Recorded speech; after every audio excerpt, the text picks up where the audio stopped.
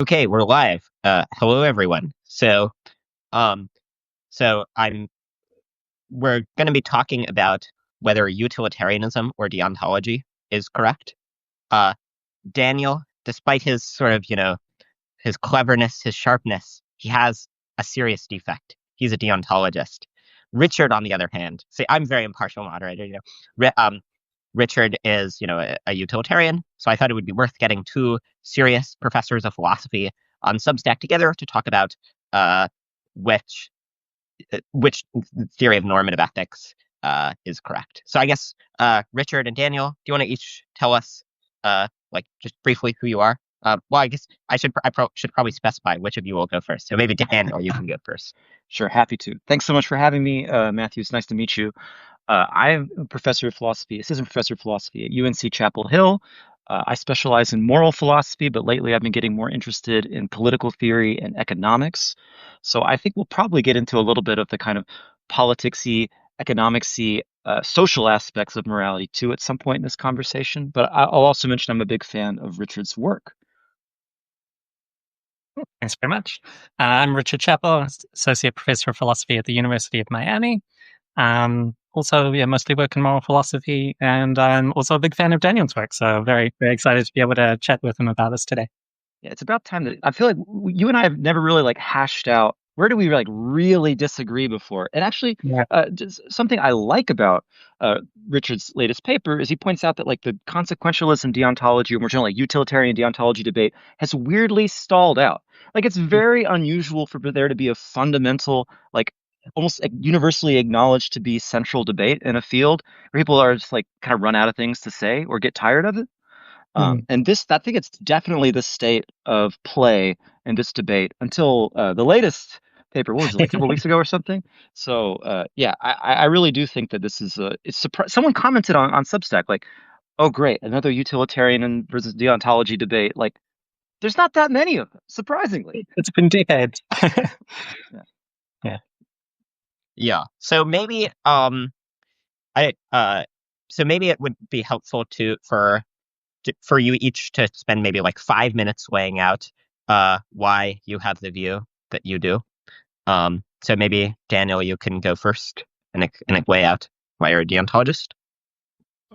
What's interesting about deontology is that even stating the view took centuries and centuries of work. And there's a kind of funny symbiotic relationship between consequentialism and deontology. It's not really until the early 20th century that I think we see the clear statement of the view in response to Moore. So G.E. Moore was a British philosopher, and he thought that there were multiple things, fundamentally distinct things that are good. Pleasure is good. That's the kind of classical hedonistic view, but it's not just pleasure that's good. You should be willing to give up a certain amount of pleasure to achieve great knowledge. Uh, the pleasures of social intercourse he thought were really important. Appreciating beauty. Even better is appreciating other people appreciating beauty, and so on. So he was a big hit among the novelists of his age. But although he was a pluralist about the things that are good, he was a monist about the things that make actions right. So he thought that it was just true by definition that the right thing to do was whatever creates the most good stuff. I think this is, you know, pretty. Once you hear that clearly stated, you think, well, aren't there other things that matter, like keeping promises, or showing gratitude, or paying people back, maybe refraining from causing harm, not murdering and so on. Uh, and so, unsurprisingly, well, actually, it took about 10 years, but eventually, people started to object to more that just as it's not all pleasure in the theory of good, it's not all goodness in the theory of right. And you start to see pluralism emerge. I think this is the natural view. So just as I think it's natural to think that it's not just pleasure that matters, you know, it's not a huge mistake if you want to know some some inconvenient or disturbing truth, even if ignorance is bliss. I don't think that it's irrational to forego the best possible consequences, even if it sucks. The outcome does suck of sometimes keeping a promise or being true to yourself or, refusing to violate other people's rights. So it's a natural starting point, I think, that you shouldn't kill one to save five. that you have to respect other people's bodies, that you have to respect other people's privacy. Um, and now there's a quite detailed dialectic that emerges after this, where basically consequentialists, it's the Moore style monists about the right, think it's always about promoting the good, think that there's various puzzles and knots that deontologists get tied into. And, you know, I think I'll leave my responses to those knots for later, but I see that as the kind of starting point for the debate. Uh, Deontology is the intuitive view. Consequentialists have to show that there's something puzzling about the deontologist. And I suppose my work is mostly trying to solve those puzzles. So thank you for keeping me in business, my fellow moral philosophers. And I'll toss it over to Richard. All right. So I guess the thing that really moves me is thinking about what's worth caring about. Like, what should we want to see happen in the world? And then understanding like the point of action and the point of ethics generally as being sort of in service to that end of trying to bring about the kind of world that we should all want to see. Um, and so when reflecting on like what it seems like is worth caring about, big thing that springs to mind is the well-being of sentient beings. And it's, not just happiness, and not a hedonist, but well-being generally. Um, and now when you come to the sorts of steps that Daniel's pointing to of then saying, well, hang on, when you think about like how we should act, doesn't it seem like there are other things that are relevant to right action than just value the good, what sort of outcomes you should want to see brought about? I'm very sympathetic to a thought in this vicinity, which is that we should take into account in our decision making considerations other than just what superficially seems to maximize value. But I give a different explanation of it. So I understand the deontologist. It'll be interesting to see in our discussion whether Daniel agrees or disagrees with my characterization of the debate. But my understanding of the deontologist is that they give fundamental non-instrumental significance to these sorts of other factors, things like promise keeping, the sorts of factors where we think these are things that should influence people's decision making, that makes for good decisions. Whereas a lot of these factors are ones that a consequentialist is going to want to say, those are great factors for influencing people's decisions, but that's for instrumental reasons. So like, yeah, rights are a great sort of protection. Should be very upset when like government violates civil rights. And the reason for that is that if governments violate civil rights, then that tends to be really bad and lead to bad outcomes. And even individuals acting in their own ways, they're often just very unreliable at working out what would maximize value. And if they try to act on that, it tends to be counterproductive. And so, we have to think of these weird thought experiments where we just stipulate that the thing that's usually really counterproductive is like stipulated to actually be good in this one case.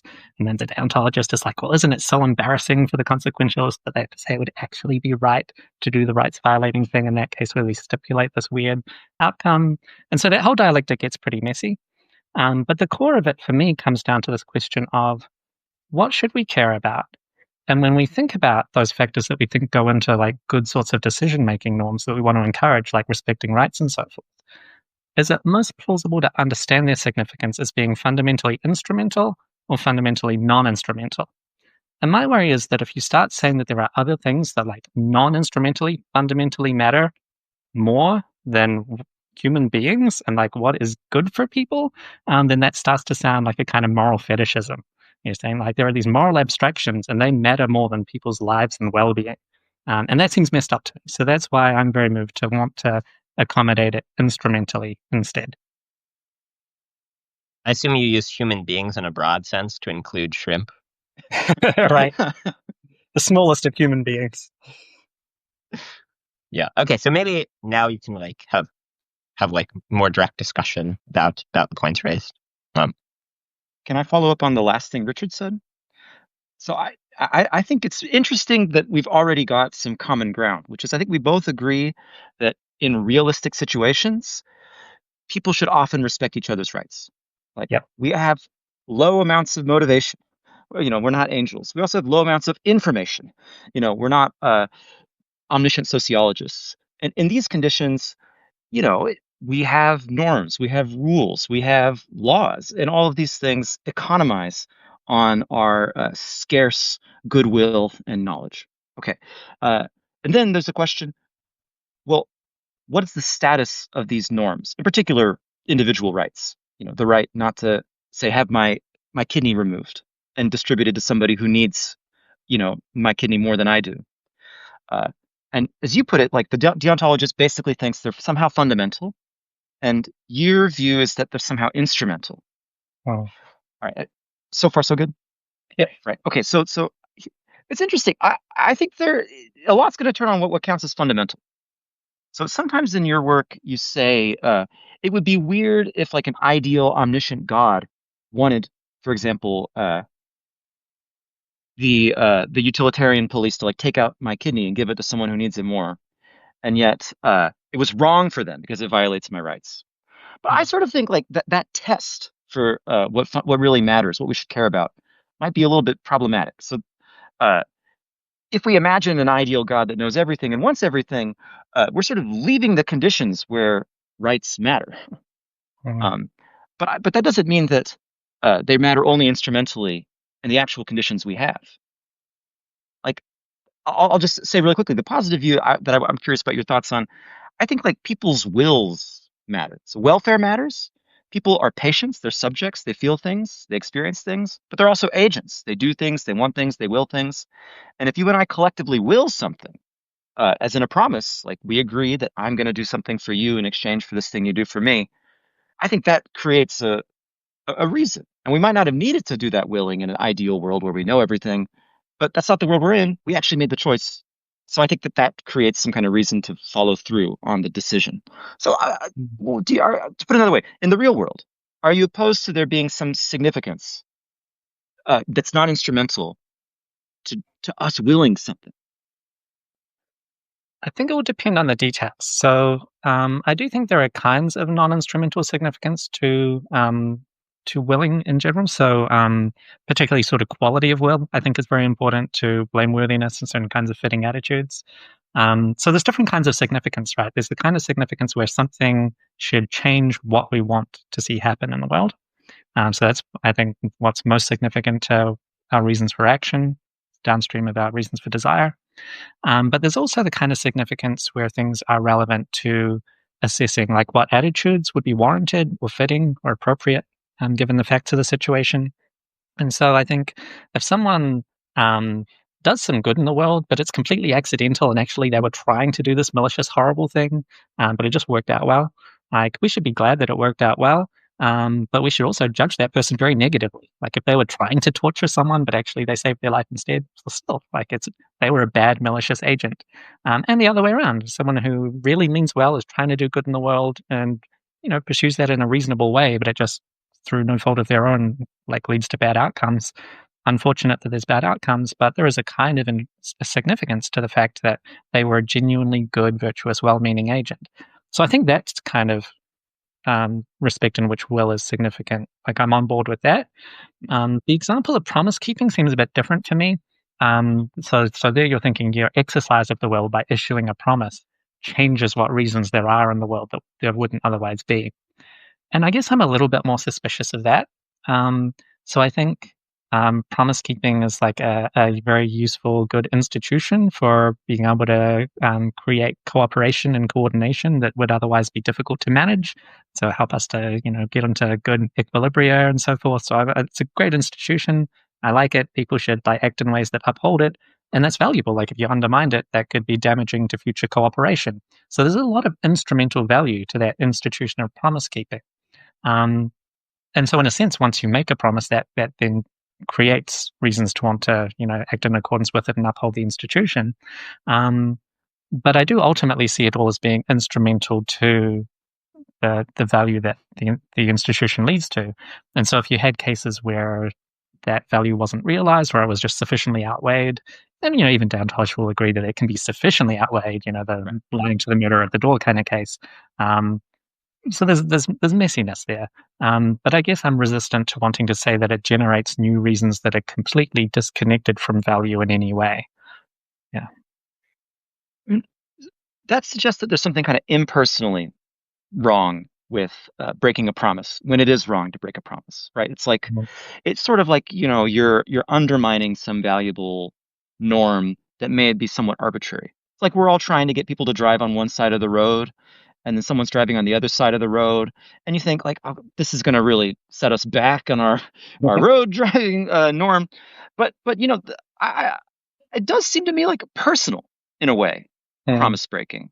And I don't think that it's impossible for utilitarian to try to explain this, but I want to mm, see if you also agree that there's something personal about this. Like, yeah. especially if I like, suppose I promise Bentham's Bulldog that I'll join a Substack live, and actually I'm just pranking him because I don't respect him, and I don't show up, and it was never going to happen.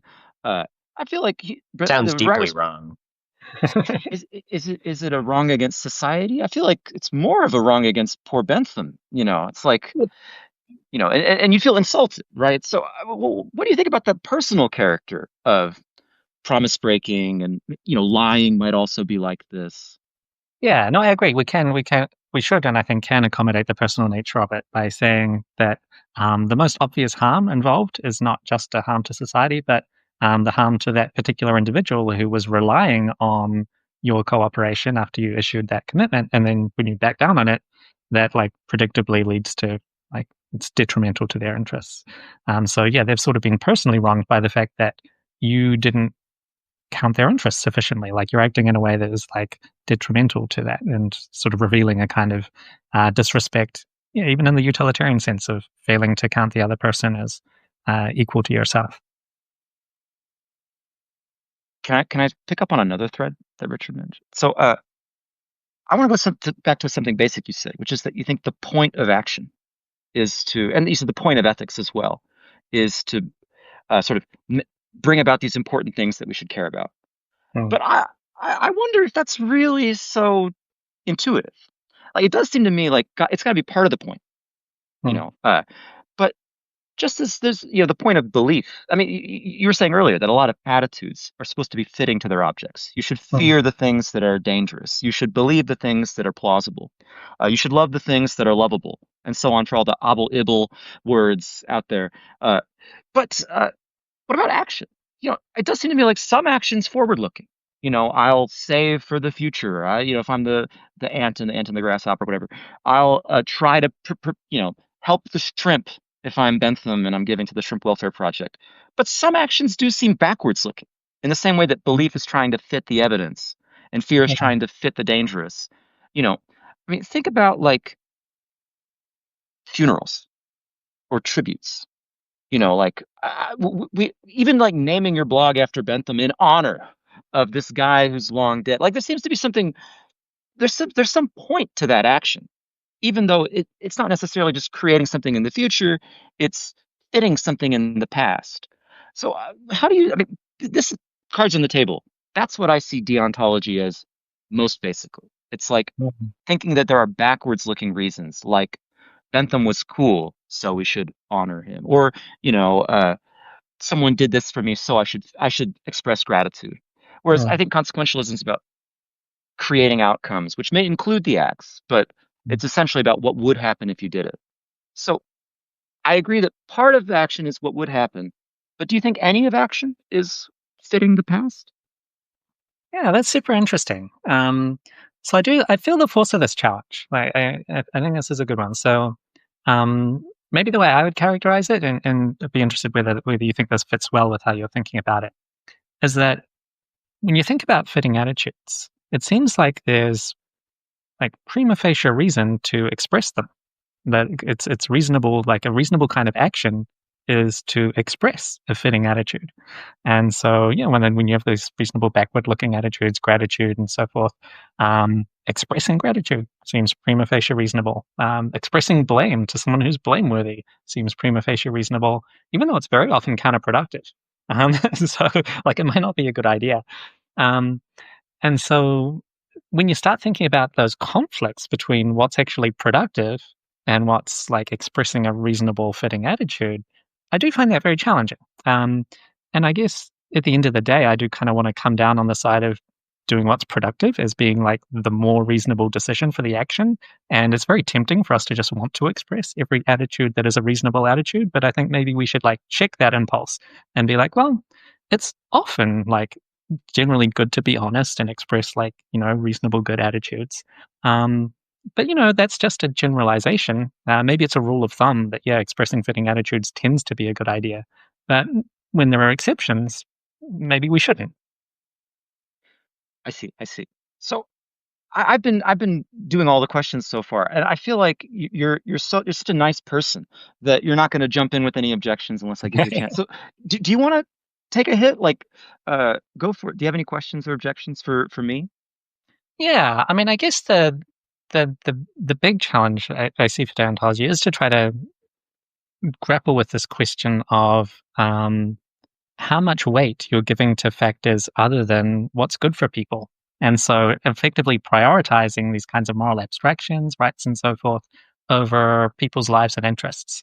And I mean, one way of putting this is to raise the question of how does deontologists settle on the particular rights that they did settle on? So, people talk about the right not to be killed unjustly, but why don't we have a right to be saved? And so, deontologists are like constantly violating our the rights of the five to be saved because there's one person who would have to be killed along the way. That's maybe one way of like expressing the puzzle. But more generally, just how do you think about the trade-offs between sort of bringing about the kind of world that we should want to see and doing the more sort of expressive thing? Because isn't there just something self-indulgent about, like expressing your attitudes rather than actually helping people? I don't think it's self-indulgent, but I think this is a super important challenge that lays waste to a bunch of leading versions of deontology. Um, let me give you an analogy. Often there's some beliefs that are very inconvenient or unproductive to hold. So, for Mm. example, that the great leader is an emperor, that's naked. Sometimes this can lead to being punished or found out because it's impossible to conceal your beliefs, Mm. or not liking some very popular but actually not good trend in society. Mm. Whether it's like an extremely bad uh, movie or whatever it might be. You get alienated from people. Uh, it's counterproductive to hold these attitudes. Does that mean that if you nevertheless hold on to them and prevent yourself from being happy, or maybe lead to negative results for other people, uh, is that self-indulgent? I don't think so. I think there's just multiple not self-concerned reasons you have. Reasons of fittingness, reasons not to believe the implausible, reasons not to love the unlovable. Uh, and then there's reasons of sort of forward-lookingness. Now, I actually think that what's funny about beliefs is, and other attitudes, is you often can't believe something just because it would be convenient. Mm. It somehow doesn't, it doesn't make, those sort of reasons don't make their way into reasoning about what you should believe. Whereas I think with action, they can. It's a little bit tricky though. Like I can't punish you on the grounds that it would be uh, good for society. I mean, if I really don't take there to be any backwards looking element, it's not punishment. It's just whacking you over the head. Right. Uh, like I also, punish, reward. There's certain act types that have to be backwards looking, but action in general doesn't have to be, whereas belief in general does. Uh, I'm sorry to double dip, but do you mind if I also follow up on the thing about which rights? Okay, so which rights do we have? Why is it killing that's so bad when there's lots of letting dies that have equally bad or even worse outcomes? Uh, well, I think this is a serious problem. Some deontologists say because the act itself of killing is like inherently violating. Oh. This is what Cam says, right? So, you know, she says it's really, really important that you not act in this certain way and bring about the outcome in this certain forbidden way. So, I mean, the classic example is that on her view, if you bomb a munitions factory in a just war and a shard of the bomb kills somebody, that's often like very, very wrong what you did. But if a piece of brick hits somebody, then it's like, okay, you're in the clear. Uh, Oh. and, a lot of consequentialists see that and they think, what is going on? How could that distinction matter? And I think this is of a piece with the thought that, like, why does it matter whether you kill versus allow to Mm. die? Like, um, but what I see is that society needs some distinction here. Right? We need some distinction because we can't just have a rule of minimized deaths. It's not enforceable. It's too demanding. It's too contextual. Requires too much information. I mean, uh, we don't know which things will allow people to die. Uh, so we need some kind of rule. And then over the centuries, this norm I think has evolved. So That it's sounds so partly instrumental, though. Your explanation or justification here seems very instrumental to me. well, there's two questions. There's why do we have these rights, and Mm, why do we have any rights? And I think the why do we have these rights has to be instrumental, okay. right? We all know that which rights we have has got to be sensitive to people's decisions because you can waive rights via consent. But why do rights matter at all? That's a separate question. I think, maybe the instrumental value is part of why we have made decisions, so that somehow gets in there. But the more fundamental way it matters is that people's wills matter. Like we as a society have decided not to kill people. So that has some authority. That's how I think of it. But of course, there are other deontologists who don't see it that way, like Cam. And I think that, for you, it's like you sink their battleship. So it's actually, One on your view, very contingent. What rights we should have, even in holding fixed maybe certain social facts, is it sort of to some extent to like social construction, or it depends on like what people actually agree to. Like we could have just as reasonably had a very different set of rights. We could have very reasonably had totally different set of rights. But there would have to be some reason, Mm. some difference in circumstances. So, I mean, let me tell you a story that maybe somewhere in my unconscious got me going on this. So when I was a kid, I had a craniofacial tumor, and so I had to have like big surgery when I was like 10. And I got to meet a doctor who separated. There's this famous case of Egyptian twins conjoined at the head. All right, so I was thinking from a pretty early age about conjoined twins. Now, something interesting about conjoined twins is they often share parts of their body, right?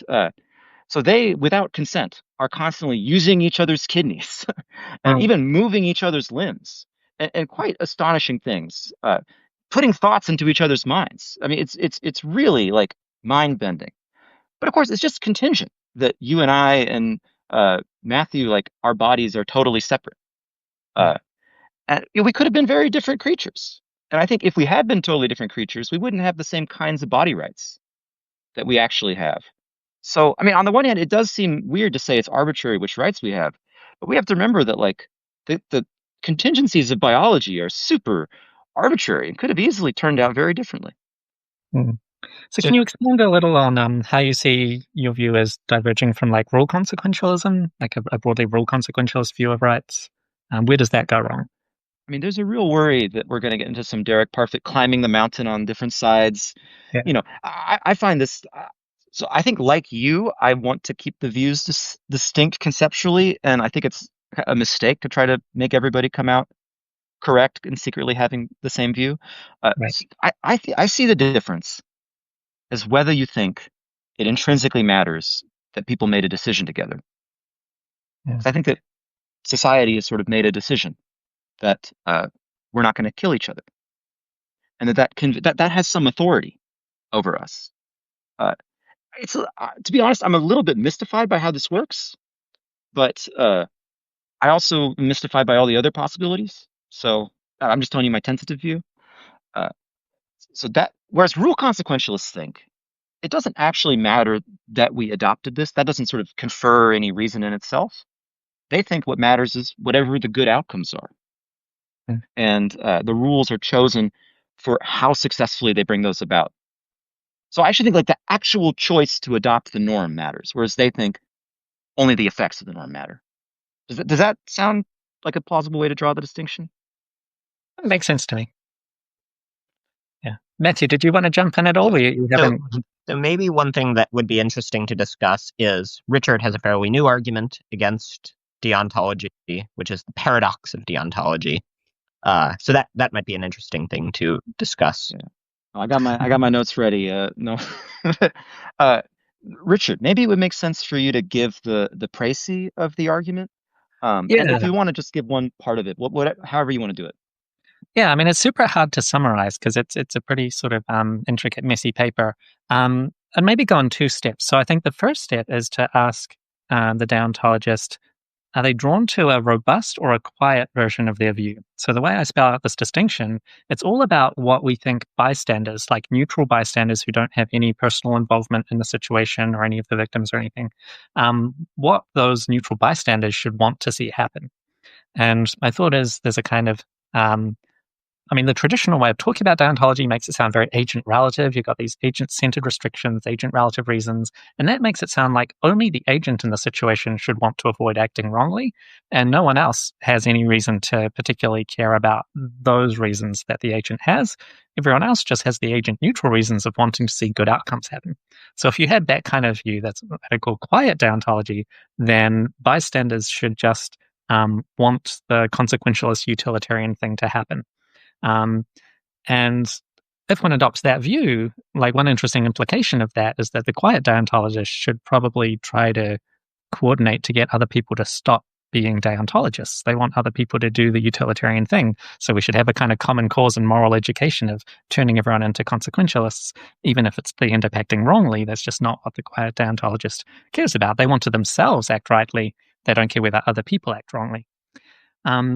I think the more sort of principled, appealing form of deontology is what I call the robust version, where you actually care so much about other people's rights and that they not be violated and so forth, that you actually want other people to do the right thing, even when it leads to worse outcomes. So the idea here is that when you answer this sort of TLIC question of what should we care about, what should we want to see happen, it's not just that we should want to see value maximized in the world. The robust deontologist really wants to see people act in ways that are respectful of others and sort of do the right thing in their particular choice situation. So against that background, my new paradox is then an argument against the robust deontologist, where we have these 4 cases. The initial setup is the protagonist sees that 5 people are about to be killed by 5 different murderers. 5 victims are about to be killed. And the protagonist has a chance to possibly save them by themselves killing a 6th innocent person. But if they kill that one, there's a possibility that they could save the 5. And so now we compare 4 different sort of outcomes of the situation. And these are all act-inclusive outcomes. So we're not just talking about raw numbers of who's killed, but including what acts were performed. So the first sort of act-inclusive outcome to consider is just 5 killings, where the protagonist does nothing. They're like, it would be wrong for me to kill the one, so I won't. I'll just let the 5 be killed by the other agents. So that's 5 killings. Yeah. You approve of that? Yeah. So that seems like the one where like the deontologist should sort of approve of the protagonist not killing, because it would be wrong for them to kill. The alternative, the first alternative to consider is 1 killing to prevent 5, where the protagonist does kill the 1 and successfully saves the 5. And so that's the kind of thing the utilitarian wants to see happen, and that maybe the quiet deontologist would want to see happen, but the robust deontologist does not. So the robust deontologist should prefer 5 killings over 1 killing to prevent 5. And then where things get a little tricky, the sort of the force of the argument then comes from introducing a third case where of failed prevention, where the protagonist kills 1 to try to save the other 5, but their saving attempt fails, and so all 6 people end up dying. And there's another version, 6 killings, where they kill 1, the 5 others die, and they weren't even trying to save the other 5; they were just being evil. And then basically the heart of the argument is to look at the preference chain of the robust deontologist, who starts off with 5 killings as their like preferred best of these 4 possible outcomes. 6 killings is the worst. And then there's a question of how much room is there for having strong preferences in between 5 killings and 6 killings. The thought is, well, it's like there's 1 more additional gratuitous killing happening there. That's pretty bad. We don't like gratuitous killings happening. But I try to put some pressure on the deontologist now by asking, well, how strongly should we feel about the comparison between the 1 killing to prevent 5? Like after that 1, or after the 1 killing has been done, the protagonist kills 1 to try to save 5. How strongly should we hope that their attempt is successful and that at least the 5 are saved, so we get that outcome of 1 killing to prevent 5, rather than the outcome of failed prevention? And so there's sort of what I hope is a moral datum that I put forward is that it really matters vastly. Like everyone, whether you're a consequentialist or not, once the 1 has been killed, you should very, very strongly prefer that you don't have 5 others being killed in addition, and that at least the 5 are saved from that point. It would just seem completely gratuitous to be okay with those 5 others being killed in addition. But now if we introduce this notion of a kind of vast preference, vast preferability as being like strictly stronger than how much you should just prefer 1 less killing to happen, My claim is that the deontologist, or everyone should vastly prefer the successful prevention over the failed prevention. But there's not room for the robust deontologist to have that preference, because between their whole preference chain of 5 killings and 6, that you can't have any preferences that are stronger than one killing. So that's the argument. That was very well organized. So that's like a whole long paper summarized very nice in 2 parts. Maybe why don't I jump into to talk about the last thing we're talking about? So I I love this argument. It reminds me a bit of Annie Austin, the YouTuber. So like he looks at these obscure parts of video game worlds that like the developers may not have intended to be looked at. Like where do the rivers start in Skyrim? And he just realized that like this is not what the creators of the world intended people to pay attention to. And I think what you're doing, you're looking at the parts of the deontologist theory that they didn't intend anybody to pay attention to, like the Right. nooks and crannies of it. So I found it upsetting for that reason, but also healthy to think about. So let me tell you where I'm at with this argument, and it's still in flux. I think there are 2 notions of preference you might have. One is what like decision theorists might call the news value of an outcome. You think, would I be happy to hear this? Hmm. Right. So often the news value of something is very good, even if the act is very bad. Like for example, if you know that irrational people tend to have genes that give them great longevity, then the news value of like you doing an irrational action is very positive. You think, oh, thank God I'm irrational. Hmm. And then Wonderful. if Yeah. yeah, but there's another notion of preference where it's not a kind of backwards looking, evaluate, read the news notion, but a forwards looking, would I do that Hmm. notion. So on this view, preference is essentially desire, and desire is essentially motivation. So to say that I prefer uh, the killing to the alternative is to say that if I were given the choice, here's what I'm motivated to do. I'm motivated to kill. Hmm. Right. So I think that if you disambiguate which notion of preference you're using, the deontologist may have, for each disambiguation, a decent enough way through the argument. Interesting. So let's take the news value one. There, I think that if you're just thinking, what would be like the best news for the deontologist should think, okay, look, good news, that's just a matter of what's a good outcome. And as I said, I don't think as a deontologist that the whole of morality is exhausted by this, but it's an important part. And it's the whole of my attitudes towards the news. So I look at the news. And I think someone has been killed and 5 killings have been prevented. I think, well, I wouldn't have done that, but good news, Hmm. right? And I think someone's killed someone, or someone's refused to kill, and then 5 people have been killed as a result. I think, well, that's bad news. And I think kill one in a failed attempt. I think, well, that's just equally bad news. As an evil killing that leads to 5 killings. So you end up with a coherent ordering where the best option is the one with the fewest deaths, and the Hmm. worst options are the ones with the most deaths. Now, I mean, I know you have some moves to make about that, so it's not over. But let me just sketch. The other option is instead of news, it's what would I do? Here, I'm not exactly sure how to deal with the tricky outcomes, but let me try this. So, would I kill to stop 5 killings? No. Even though it'd be good news if I did it, I would not want to be the author of such news because that's wrong. Uh, what about killing one just for the hell of it and then 5 people die? It's even worse. Uh, and then the intermediate things. Would I kill one in a failed prevention of 5 killings? I think, well, hang on. That's a somewhat odd thing to. It's like, I can't sort of choose a failure, right? Because if I'm acting, I'm intending a success.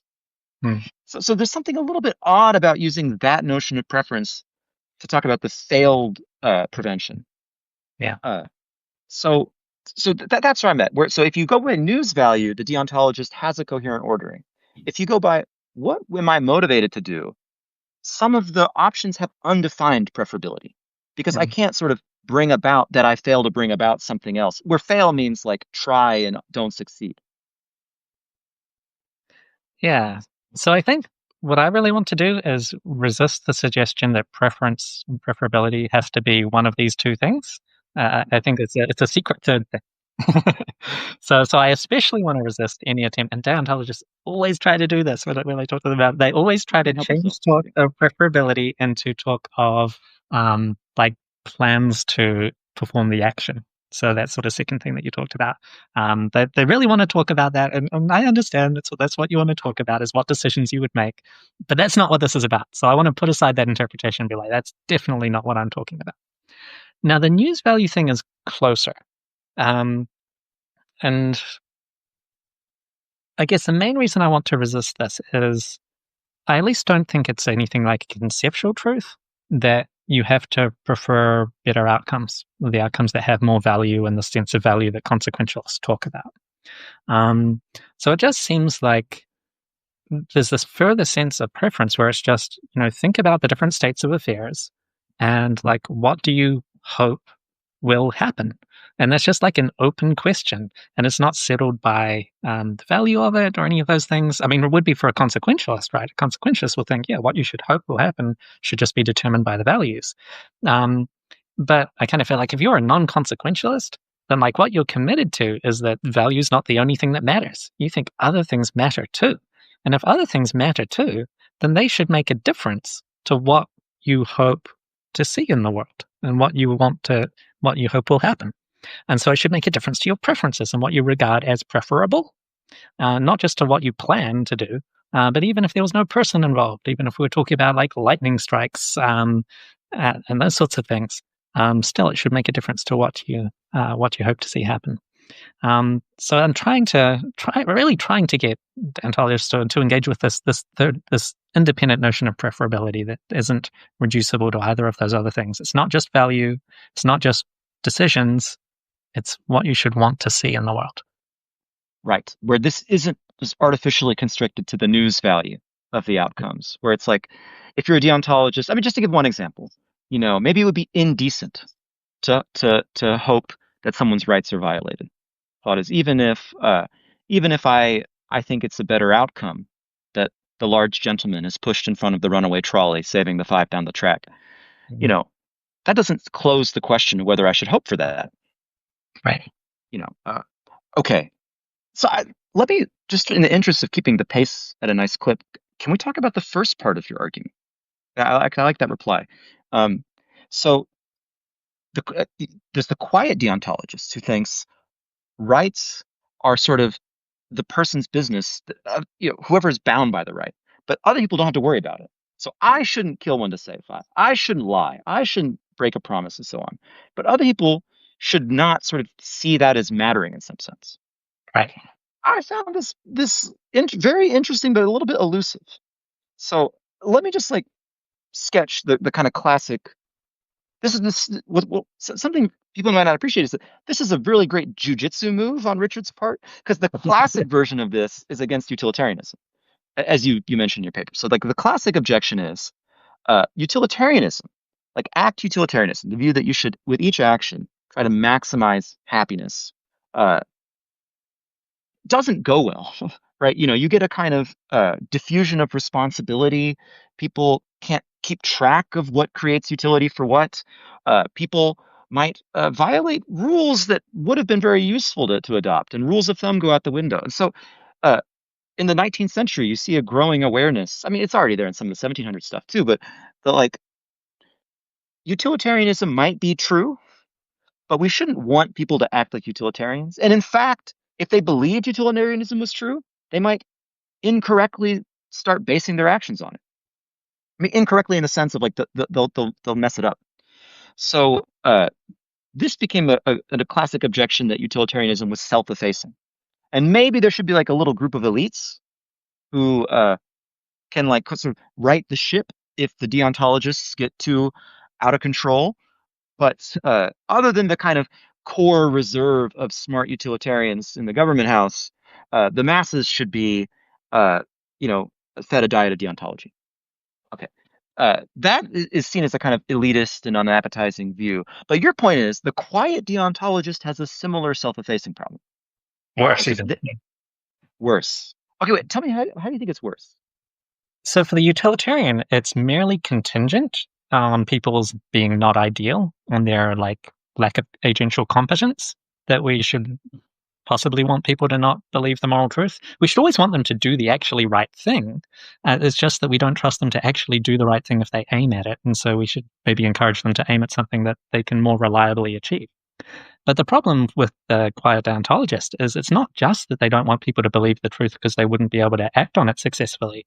The problem is they might act on it successfully, and that's what they don't want to see happen. They don't want you to do the right thing. They want you to act wrongly. So it's especially crazy. So, okay, let me push back against that a little bit. So I do think that in each case, I might think it'd be better if, Richard told this optimistic lie. That is a lie that prevents a slightly bigger harm from happening. Or, pushing the one in front of the trolley, again, to use that example. But deontologists, I think, are aware that uh, in general, the norm of not pushing gentlemen in front of trolleys is like extremely, I mean, that norm in particular might not be so important, but the norm against violence is like glue for any society. Like, look at the horrible situation in Haiti, for example. Like they're in like a very painfully suboptimal equilibrium where it's hard to have social peace because the taboo against violence is broken. So I think that like for deontologists, there's an important taboo against violence, right? That even if in a particular case following the taboo doesn't make sense, it's so important to have the taboo that I wouldn't want people to on the whole stop acting in accordance with it. Can I give an analogy? I mentioned this to you earlier, but I just want to throw it out there. I think of deontology a little bit like the nuclear taboo. So Thomas Schelling, in his analysis of the nuclear taboo, says uh, a lot of people thought it was irrational. So in the 60s, and then in the 50s, excuse me, in the Eisenhower administration, people were getting frustrated with this annoying taboo that wasn't letting them do optimistic military policy. So Dulles was really pushing Eisenhower because look, some of these tiny nukes are actually less damaging than big conventional weapons. What is going on here? Why are we forbidding the tiny weapon and allowing the big one? Right? And the natural thought was, well, look, there's no chance of us enacting a global norm of use only the sufficiently small weapons. It's too vague. It's not compelling. There's no kind of emotional resonance and so on. You can just sort of see it's not going to be an effective point around which to coordinate. Whereas Right. no first nuclear strikes is simple, it's compelling, it's got emotional resonance and so on. And so even though it results in you making kind of questionable line calls, it's hugely desirable to have some norm here. And so you just sort of pick the norm that is most sort of able to be chosen and sustained. So that's how I see this. I mean, I see that as much closer to deontology than the idea that like pushing a guy in front of a trolley like violates the laws of the universe. Hmm.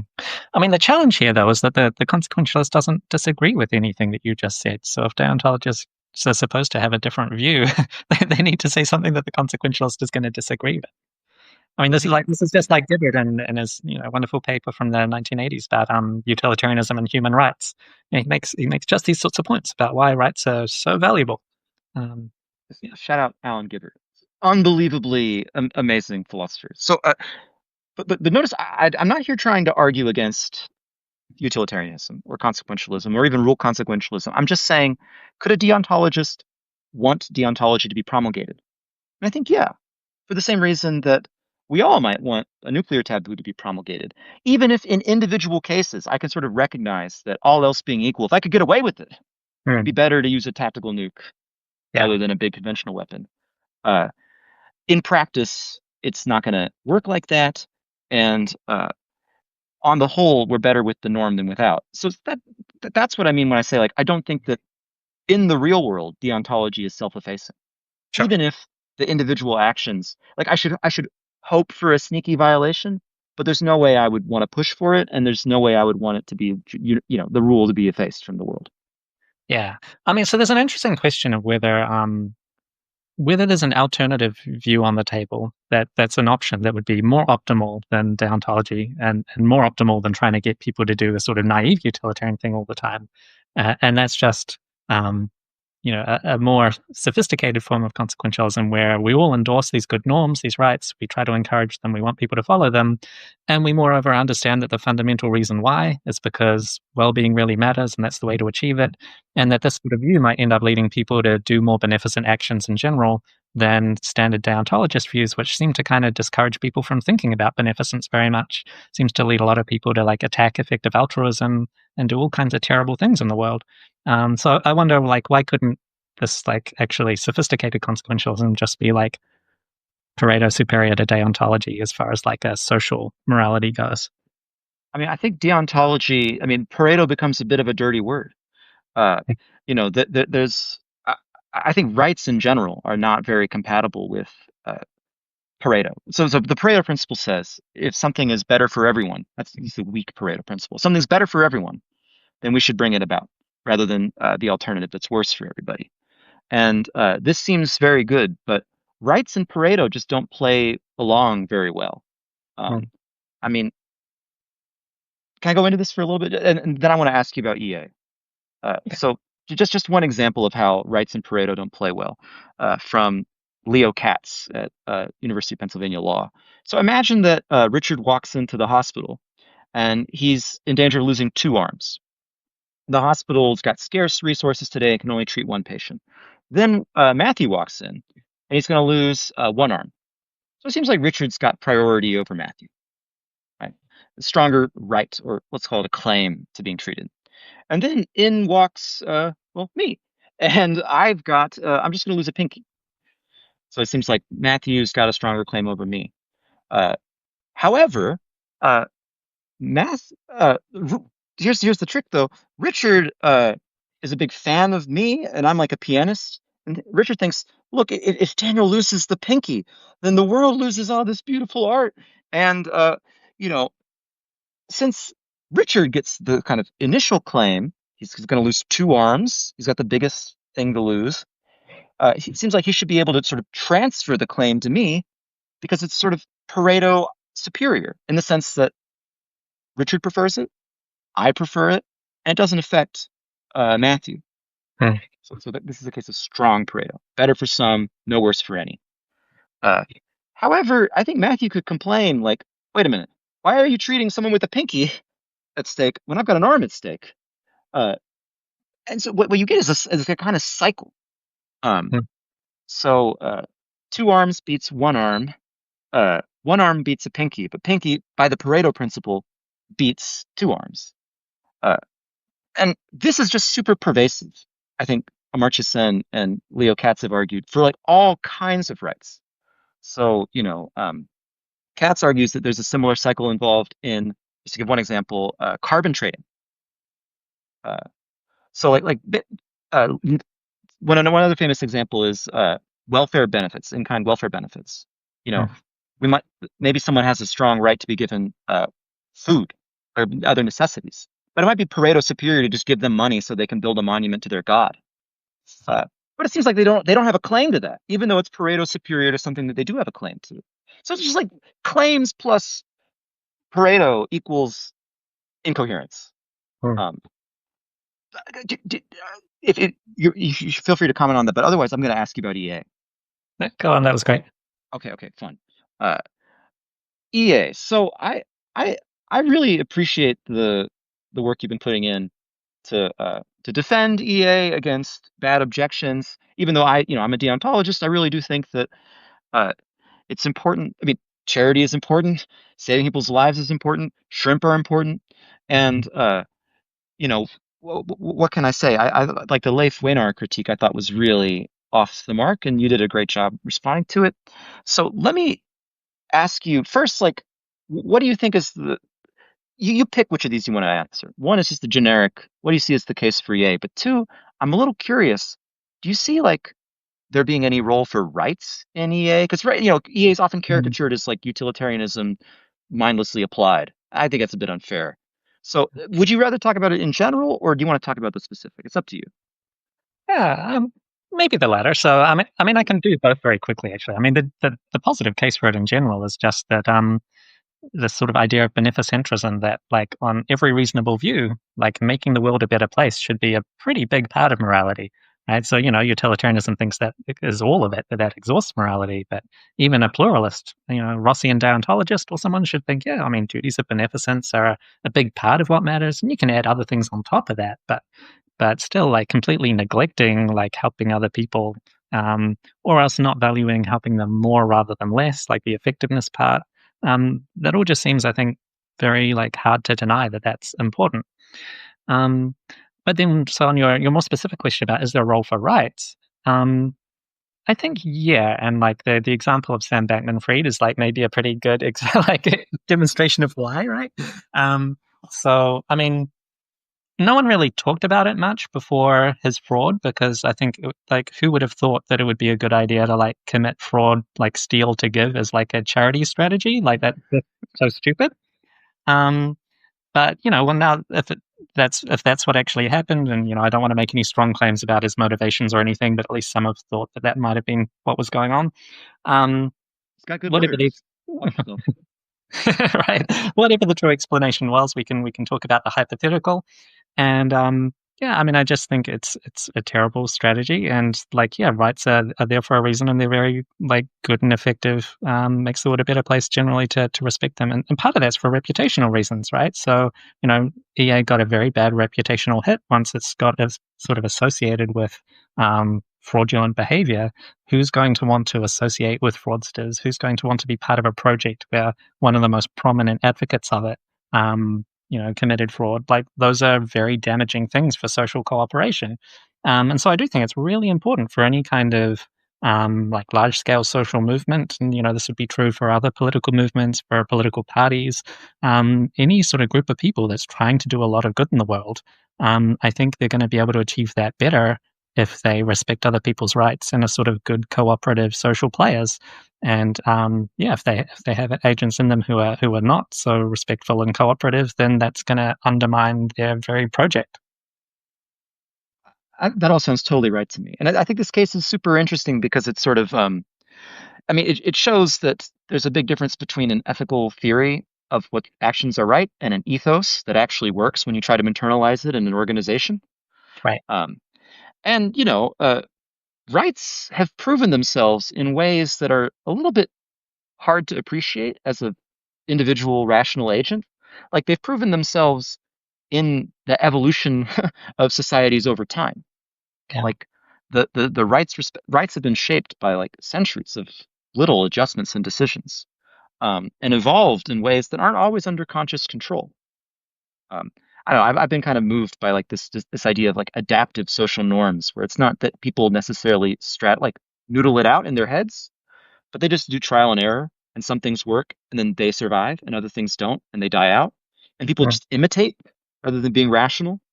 So, you know, I don't want to claim that deontology is like the most rational way of behaving necessarily, though I think on reflection we can appreciate that it is. But we can appreciate that it is because it's survived this irrational process. Um, but okay, let me turn this into an objection though.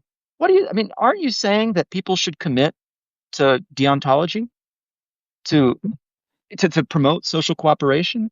And like, isn't that a similar kind of problem that you were saying deontologists have? Yeah, so I think this is a really common thought that frustrates me when I hear it, which is, yeah, this idea that like people hear, I mean, like people will talk about how virtue is important, and so they'll be like, "Oh, so you're a virtue ethicist." That's what virtue ethics is: the claim that virtue is important. And then, or if someone says that rights are important, they're like, "Oh, you're a deontologist. Are you supporting deontology?" It's like, no, that's not what those views are. Like the theoretical frameworks are making claims about fundamental explanatory relations, but all of the views should agree that promoting good consequences is important, that virtue is important, and that rights are important, at least instrumentally, right? And then we can talk about which things are instrumentally and which things are non-instrumentally important. But and there could be disagreements about that. But what I'm suggesting is just the instrumental claim, that like it's really, in my view, instrumentally important that social movement has a sort of as you put it, a rights-based ethos, that they are sort of following norms that are going to lead to social cooperation, and that's something that just seems to flow directly from utilitarianism as far as sort of I see things. It could also flow from other views too. It's certainly not an exclusively utilitarian view, but it's not exclusively deontological either. Right. It's almost like there's sort of twin peaks. So we're not climbing on the same mountain from different sides, but we're kind of like ascending in the same range. We're like we can agree about the correct ethos. Yeah. Rights make for a good ethos in a lot of cases because it's very important to signal trustworthiness and very important to be dependable and blah blah blah. Right. But I mean, maybe there's also all kinds of reasons that we don't even know about why rights work. I mean, it's a very mysterious. I mean, the same way that we don't understand all of language so obviously, and we don't understand all of the workings of biology. We just enjoy the benefits of them working. uh, or God, as Amos Wool has correctly put. So, What yeah. one sort of way to put the point might be that, any view will inevitably be self-effacing in certain possible worlds. Like you could imagine a set of agents who just, if they adopt the ontology, would behave much worse. Maybe they'd be paralyzed because they're temperamentally very risk-averse agents. So if they started thinking that deontology was right, they would just, stop taking any serious actions in the world. Or you could imagine cases where just, there's some law of physics that any being who adopts deontology automatically explodes. So it doesn't seem like a problem automatically that a view is self-effacing in some possible world. And if that's right, it doesn't seem to be very important whether the possible world where the view is self-effacing is the actual world. What seems particularly concerning is the idea that that even agents who act perfectly ideally, who always make the right decision, you'd want those people to adopt the wrong ethical views, even if there would be no non-instrumental benefits that come to them. So in other words, you should hope for people to do the wrong thing proactively. That seems like a bigger worry than just thinking that for all sorts of sort of contingent practical reasons, it would be good if people are utilitarians rather than deontologists. But what do you think So about maybe that? one way. You go ahead, Richard. Yeah, so just building on Matthew's point, I think sort of one way of kind of sidestepping that, there could be practical reasons for deontologists to still want deontology to be accepted in society because they think it would lead to better utilitarian outcomes, even if they're a quiet deontologist. To sidestep that whole sort of move and debate, I think we can just sort of ask this question, what moral principles should be accepted by a society of angels? And my thought was that I would expect deontologists to think that even angels should not kill one to save five. But you're not going to have any of the practical reasons for wanting that to be so. So anyway, over to you, Daniel. What are your thoughts? Well, I'm not sure that angels should. I mean, we need to consult a theologian, I suppose. But in my sense is that so take David Hume. So Hume says that in a society without scarcity, where you could just reach over and get all the food and all the whatever you want, there'd be no justice. Right? Because people only come together and start coming up with rules about just distribution to solve the problem of scarcity. And similarly, I think rights sort of solve a problem of responsibility. Like who's in charge of Richard's body? We could have a view where the Central Planning Agency is in charge. Ron DeSantis is in charge of all the bodies in Florida. And, I think there are problems with this approach. And you could also have a kind of view where there's just no rules and it's everybody trying to do what's best with all the stuff they find lying around, including bodies. And one problem, this creates all kinds of serious collective action problems. Yeah. No one's going to be taking care of Richard's body because there's less incentive to improve it.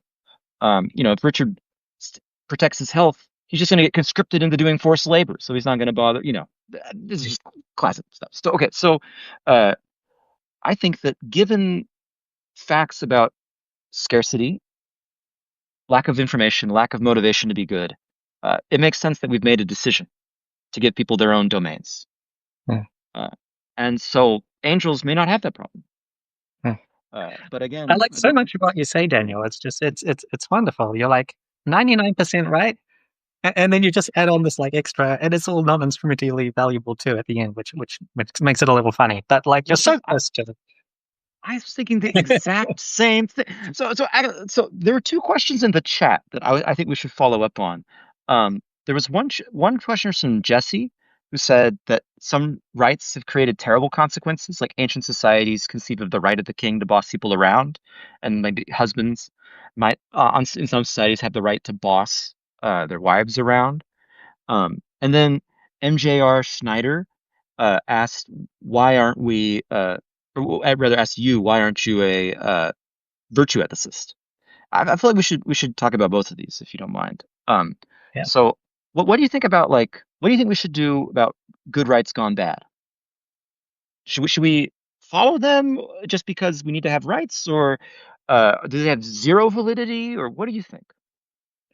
So my view would be that if it's a bad right, then it just has no force at all. So and like an unjust law is no law at all, and a useless right is no right at all. So it's only going to be the rights that actually are useful in society for protecting people's interests and promoting good outcomes that I would want to give any weight to. They have to have the instrumental value. But this sounds like more of a challenge for you, Daniel, to explain. If this is what people actually agree to, does that carry some weight on your view, or is it only the combination of agreement and underlying instrumental validation? I think this is a very tough problem for deontologists. So most deontologists say that if we make an agreement to do something bad, then the agreement is sort of nullified by virtue of the law of nature. We're not supposed to do bad stuff. I'm not really sure how that's supposed to work. It seems like very convenient to assume that the laws of nature kick in whenever deontologists would get embarrassed. Um, so I actually tend to agree with Margaret Gilbert, who in her book Rights and Demands argues that agreements do generate some reason, even if the agreement is to do something bad or wrong. But I mean, I also think that agreements that can be repealed easily, you have no reason to keep them rather than repealing them. So if there's some easy alternative, then yeah, we should, excuse me, get rid of it. But sometimes you are in a tragic case where you have a norm that you've agreed to and you're kind of bound by that's suboptimal. There's actually been some really interesting social science on these suboptimal norms. I mean, some of them come about through math errors. So, people will be given a choice of whether to keep their stuff or share it, but then sharing will like reduce the total and people don't notice because they're bad at math. Yeah. And then you have a chance to punish people for not sharing. And what you see in these studies is people start punishing those who don't share. And then all society develops society. Everybody, sitting in this around this table will develop a norm of punishing those who don't share and starting to share, and they end up all, Pareto inferior. Like it's quite tragic. So what do I think about? I think that you might actually be in this situation sometimes, but if you have an ability to repeal, you should. Um, and of course, if you decide to violate rights, that can nullify. It's because you've got incoherent decisions, and sometimes the more important decision should take priority. And so, about the case of like the husband has the right to boss around the wife, I think that's a case where there's a conflict between two commitments. One is just a commitment to sort of basic things like people mattering equally, um, and then there's a commitment to some view of gender roles. And in that sort of case, whenever there's a clash, then I don't think that you are bound by one decision. You're just bound to resolve it.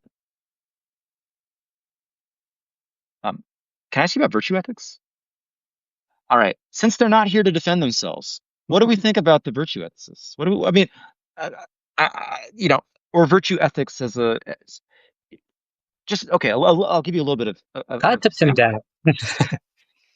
so we all agree that virtue is an interesting thing to talk about. Sure. Uh, we all agree that it's, utilitarians can talk about what traits are good to have. It's going to be trustworthy, blah blah blah. But what is virtue ethics? Like, how is people? If you watch like The Good Place, there's like three theories of ethics. We're told. There's deontology, consequentialism, and then virtue ethics. But what is this third thing? How is it a separate theory? So that's a bit of a mystery to me still. So I'll be interested to hear your thoughts, Daniel. I mean, a funny thing is that at my last university, at the University of York, I had a couple of ethics colleagues, and apparently they would tell all all the grad students that I wasn't actually a consequentialist. I was a virtue ethicist because I cared about character so much. And the funny thing was that for one of them, the deontologist, this was praise. He was like, "Don't worry, he's not really a consequentialist. He's a virtuousist. This is great." And the other, Johann Gustafsson, of course, is a consequentialist. And so from him, it was condemnation. It was pretty funny that they both agreed that I was a virtue ethicist. So I don't know what it means to be a virtue ethicist. I mean, so I agree that virtue is important. It seems like there are a couple of ways of interpreting it, and maybe more as well, but at least a couple that spring to mind is, I mean, one view that I think is a bad view would be the claim that virtue is the supreme value. What matters most in acting is to maximize virtue in the world. I don't think anyone probably thinks that, because that would be too crazy. So just as a concrete example, if an evil demon will torture everyone to death unless you take a vice pill, you should take a vice pill and become vicious. And I just think that's the virtuous thing to do, is to take the vice pill. So even a virtue ethicist should agree. But this is assuming a more palatable interpretation of virtue ethics, which is treating virtue as more like a lens of determining what the correct decision is rather than as the goal. So it's not that you're trying to maximize virtue in the world, but rather it's useful to think in your deliberations about what a virtuous agent would do, how a virtuous agent would think about the situation, what reasons would be salient to them given different virtues, and that could help guide behavior and guide decisions in a sensible way. And that seems broadly reasonable to me, but I don't see it as in conflict with either deontology or consequentialism. It's just going to, in a way, it's a way of asking the question of which of the two is right, is to ask kind of actually what considerations really properly should guide a virtuous agent. It's just to ask what's the right way of making moral decisions. I gave that one a heart. I think that's totally right. And so where does this come from? I suspect that the origin of virtue ethics is basically W.D. Ross, godfather of modern deontology, spiritual godfather, I think, as Francis Cam calls him, translates Aristotle into English. And during World War II and its aftermath, some people at Oxford and Cambridge start reading Aristotle, and Anscombe and Foote in particular. At first, they're doing rightsology and deontology. But deontology, it's a little unclear what exactly it means. It's a little bit, is it supposed to be a view that the rules are absolute? Is it supposed to be a view that's like Kantianism or cousins of Kantianism? And I think there's a kind of general sense that as a research program is dead in the 60s and 70s. So trying to do absolutism where the rules cannot be violated seems dead in the water. So and also consequentialism. People are starting to become very skeptical. Rawls is on the ascendance. Before that, Williams is trying to land some body blows, and this is pre-Parfit. So people, I think, are really craving something outside of utilitarianism, but also outside of old school deontology. So I think virtue ethics for people like Rosalind Hursthouse as well, it's explicitly, we need to just do something else for a while. Let's not try to be deontology as understood by our contemporaries. We're not going to try to do consequentialism as understood by our contemporaries. Let's do some other thing, and then we'll maybe get a fresh look at these questions. But this is an inherently time-limited enterprise, because if deontologists ever get their shit together, then you should just do some deontology if you believe that there are rights. And similarly, if consequentialists figure things out, you should go back and do some consequentialism. So I think of virtue ethics as not really an alternative theory.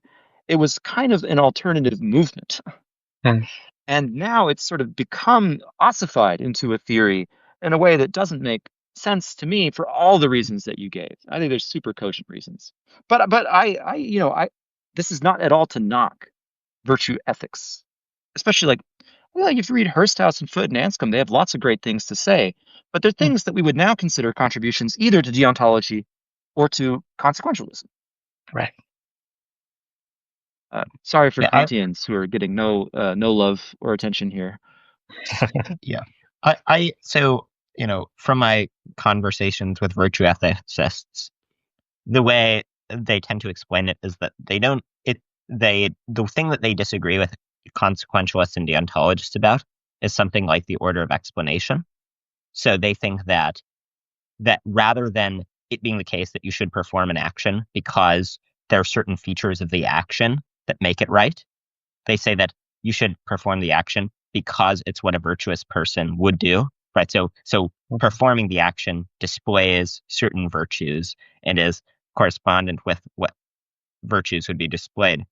But it has always struck me as puzzling as to why that is supposed to be an alternative to utilitarianism or deontology. Like, it seems perfectly consistent that a person could think that the decision procedure that a virtuous person would follow would either be utilitarian or deontological.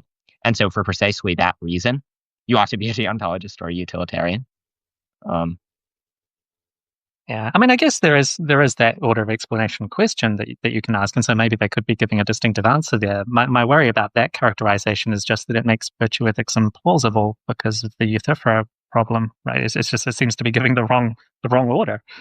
But yeah, I don't know. It's a bit tough because since we don't have a virtue ethicist to represent their view here, I feel like it's a bit mean of us to like beat up on them too much.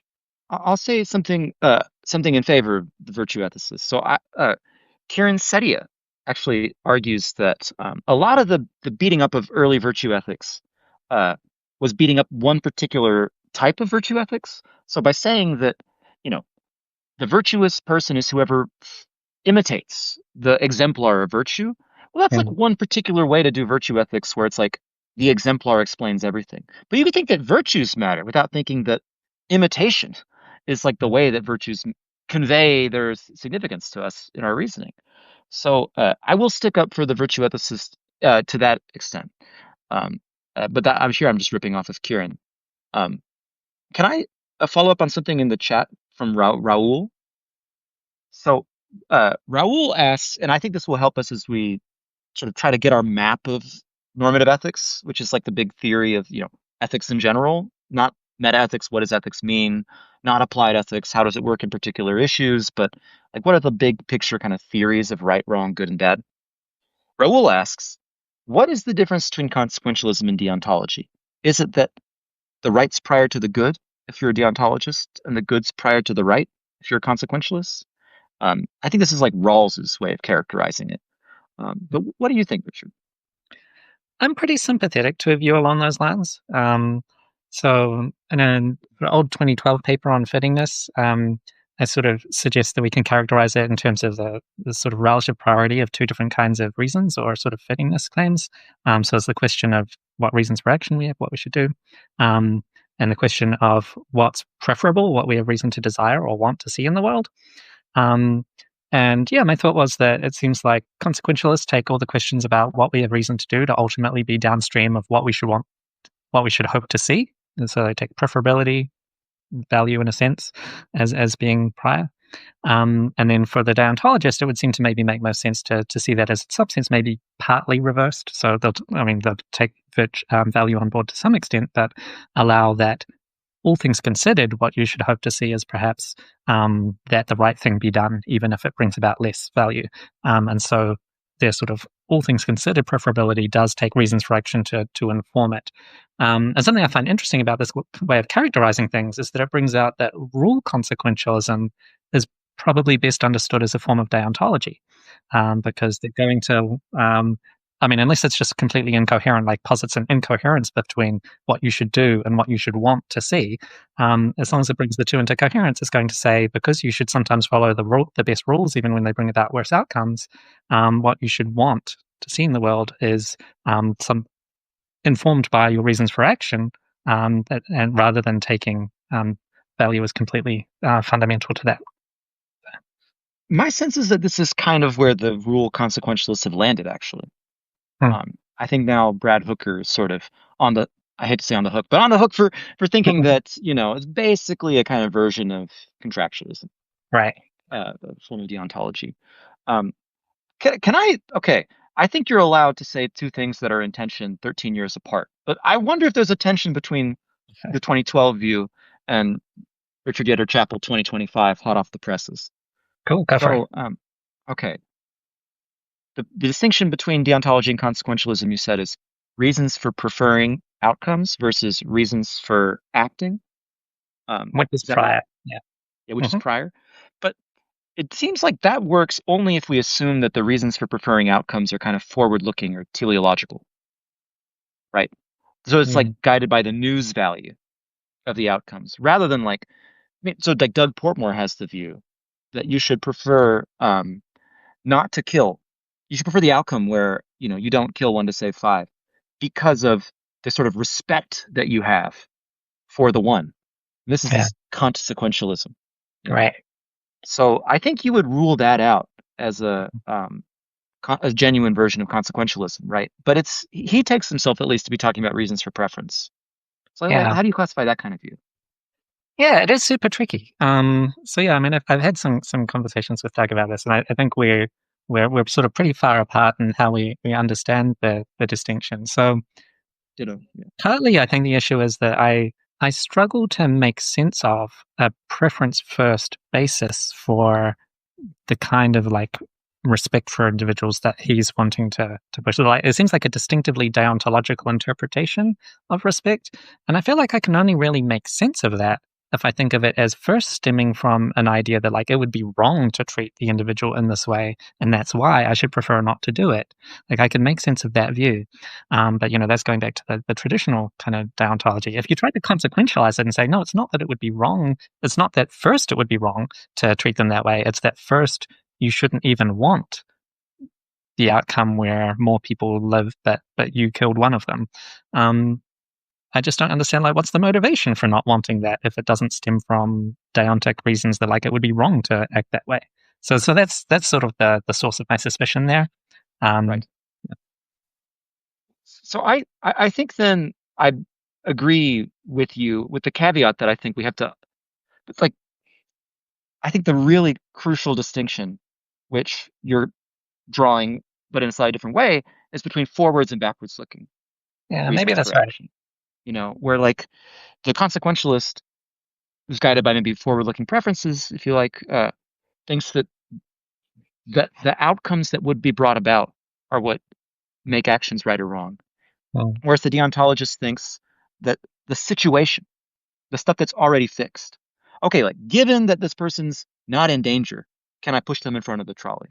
Like, so mm, they're not in danger is a feature of the situation, whereas they would get crushed is an outcome, yeah. right? So that's how I draw the distinction, and it's a little different from good versus right because I actually think like good is neutral between forwards and backwards looking stuff. Like you can say it's really good that Richard wrote these papers. We should be grateful. They like the good is backwards, has a kind of backwards looking significance. We should sort of look back on it and think, thanks, Richard. Nice. On the other hand, the fact that the papers would be awesome is a reason for you to bring them about, right? So that's my only hesitation with Raoul's suggestion. And Mm, I've already mentioned my hesitation with Richards, but basically, I think they're, as long as they're getting basically at forwards versus backwards looking, I'm mm. not going to complain too loudly. Can I raise a challenge for this? So I worry about the case of like desert adjusted utilitarianism. So desert is of course backwards looking, but it also seems to me like a paradigmatically consequentialist kind of view to want people to get what they deserve and just like maximize that. That seems perfectly consequentialist to me. It doesn't seem to have the same kind of deontological flavor that like constraints do. But it's backward looking. So what do you think? I think that backwards looking stuff can also be in the outcome. So Hmm. this person would get what they deserve. So like on Ross's own view, actually, it's interesting. People don't talk about this, but he's the kind of godfather of modern deontology, as I mentioned earlier. He actually thinks that the virtue or no, like justice, he calls it the prima facie duty of justice, but the reason to be just is because it's good when people are happy in proportion to their virtue. Hmm. And it's not that the fact that they're virtuous is a reason to make them happy, right? That would be like a kind of feature of the situation calling for a response. So Richard's been really like given, you know, money to the Shrimp Welfare Project. I gotta, tip my hat to him, subscribe or whatever. So it's not like that for him. It's like the outcome of getting what you deserve is good, so you should bring it about. I think that's totally coherent, but I also think that it's not true in general that uh, things being fitting makes it a good outcome. So, I mean, for example, achievement, I think, is kind of a good thing. It deserves our admiration, but it's good in a exclusively backwards looking way. Oh, I shouldn't think I should put obstacles in front of Richard. That way, he not only does some stuff, but achieves some stuff, and it's very difficult. Um, Even if it doesn't lower the chances of success and it merely just increases the impressiveness of the achievement, that's just like totally missing the point of the way in which achievement's good. Mm. So I think there's no problem in general with saying that backwards looking things can be good things to bring about, but it doesn't seem like in general they are. Okay, good. One, But now then maybe you'll at least cast some doubt on whether the backward-forward distinction is actually like the most illuminating way of getting at the heart of the issue, and maybe it is something more like what's sort of fundamentally preference based on preferability versus, in some sense, responding more to other kinds of reasons, like our reasons for expressing fitting attitudes independently of whether we should want an outcome or some other way of getting at the distinction. I'm going to stick up for the backwards looking stuff. So Nolan Whitaker, who's doing his PhD thesis partly on this, is in the chat. So I gotta pay respects to Nolan for. Okay, so uh, what makes something a deontological reason for action is that it's a feature of the situation given for that action, and it's a reason to do it. So things like Richard deserves to be, how to put this, deserves something might be a reason for me to show gratitude, or the fact that you have a right is a reason for me to respect it. Um, but there could be like backwards looking reasons for other things. So like a backwards looking reason to have an attitude. Like the fact that there's a bunch of fossils in the ground is a good reason to believe that there were dinosaurs. Um, but that's not a sort of reason for me to bring about anything in particular. So some things are backwards looking, but they're not features of the situation for this particular action. Right. And it's only those things that are like the deontological reasons for that action. Does Okay, that make good. sense? As long as we can, pin it down to the right kind of backward-looking reasons. Good. Exactly. And that those would correspond to your non-preference based reasons for action, I think. I think so. Yeah. one way Um, I've typically thought of the distinction between consequentialists and deontologists, it strikes me as sort of more straightforward and doesn't require as much talk about, forward or backward directing reasons, is just the consequentialist says that if you're deciding between two actions, the one you have stronger reason to perform is the one that brings about a better state of affairs. And the deontologist says that there are certain restrictions on actions such that you shouldn't always take the one that brings about the best state of affairs. So, if it violates rights, for instance, then you shouldn't take it even if the state of affairs it brings about would be better. so I basically agree with that, except I think we can positively characterize the deontological reasons. So it's not just they're not outcomes, but they're also features of the situation, the sort of the opposite of an outcome, right? The outcome is what would happen. Situation is what's already sort of given. Uh, but it raises the question: is there anything that's not an outcome or a feature of the situation? And here's where I think Kantianism, at least on one interpretation of Kant, who is infinitely interpretable, you know, uh, comes in. So, like, you might think that reasons based on the outcome, like this would help the shrimp, and reasons based on the situation, like they have rights, are sort of like substantive reasons. They're the matter of the things that matter. But then you could also think that there are like formal reasons. So, like, this is a universalizable reason. It's like about the form of the reason, but it's not about whether it's forwards or backwards looking or outcome versus situation or anything like that. So to the extent that Kant thinks that like the only legitimate reasons are formal reasons, like this could be universalized, uh, then he's sort of like not Kantianism's not like a kind of on the same plane. It's not the same kind of thing as consequentialism or deontology. It's not trying to tell you the true substance of your reasons. It's doing something else, something more formal.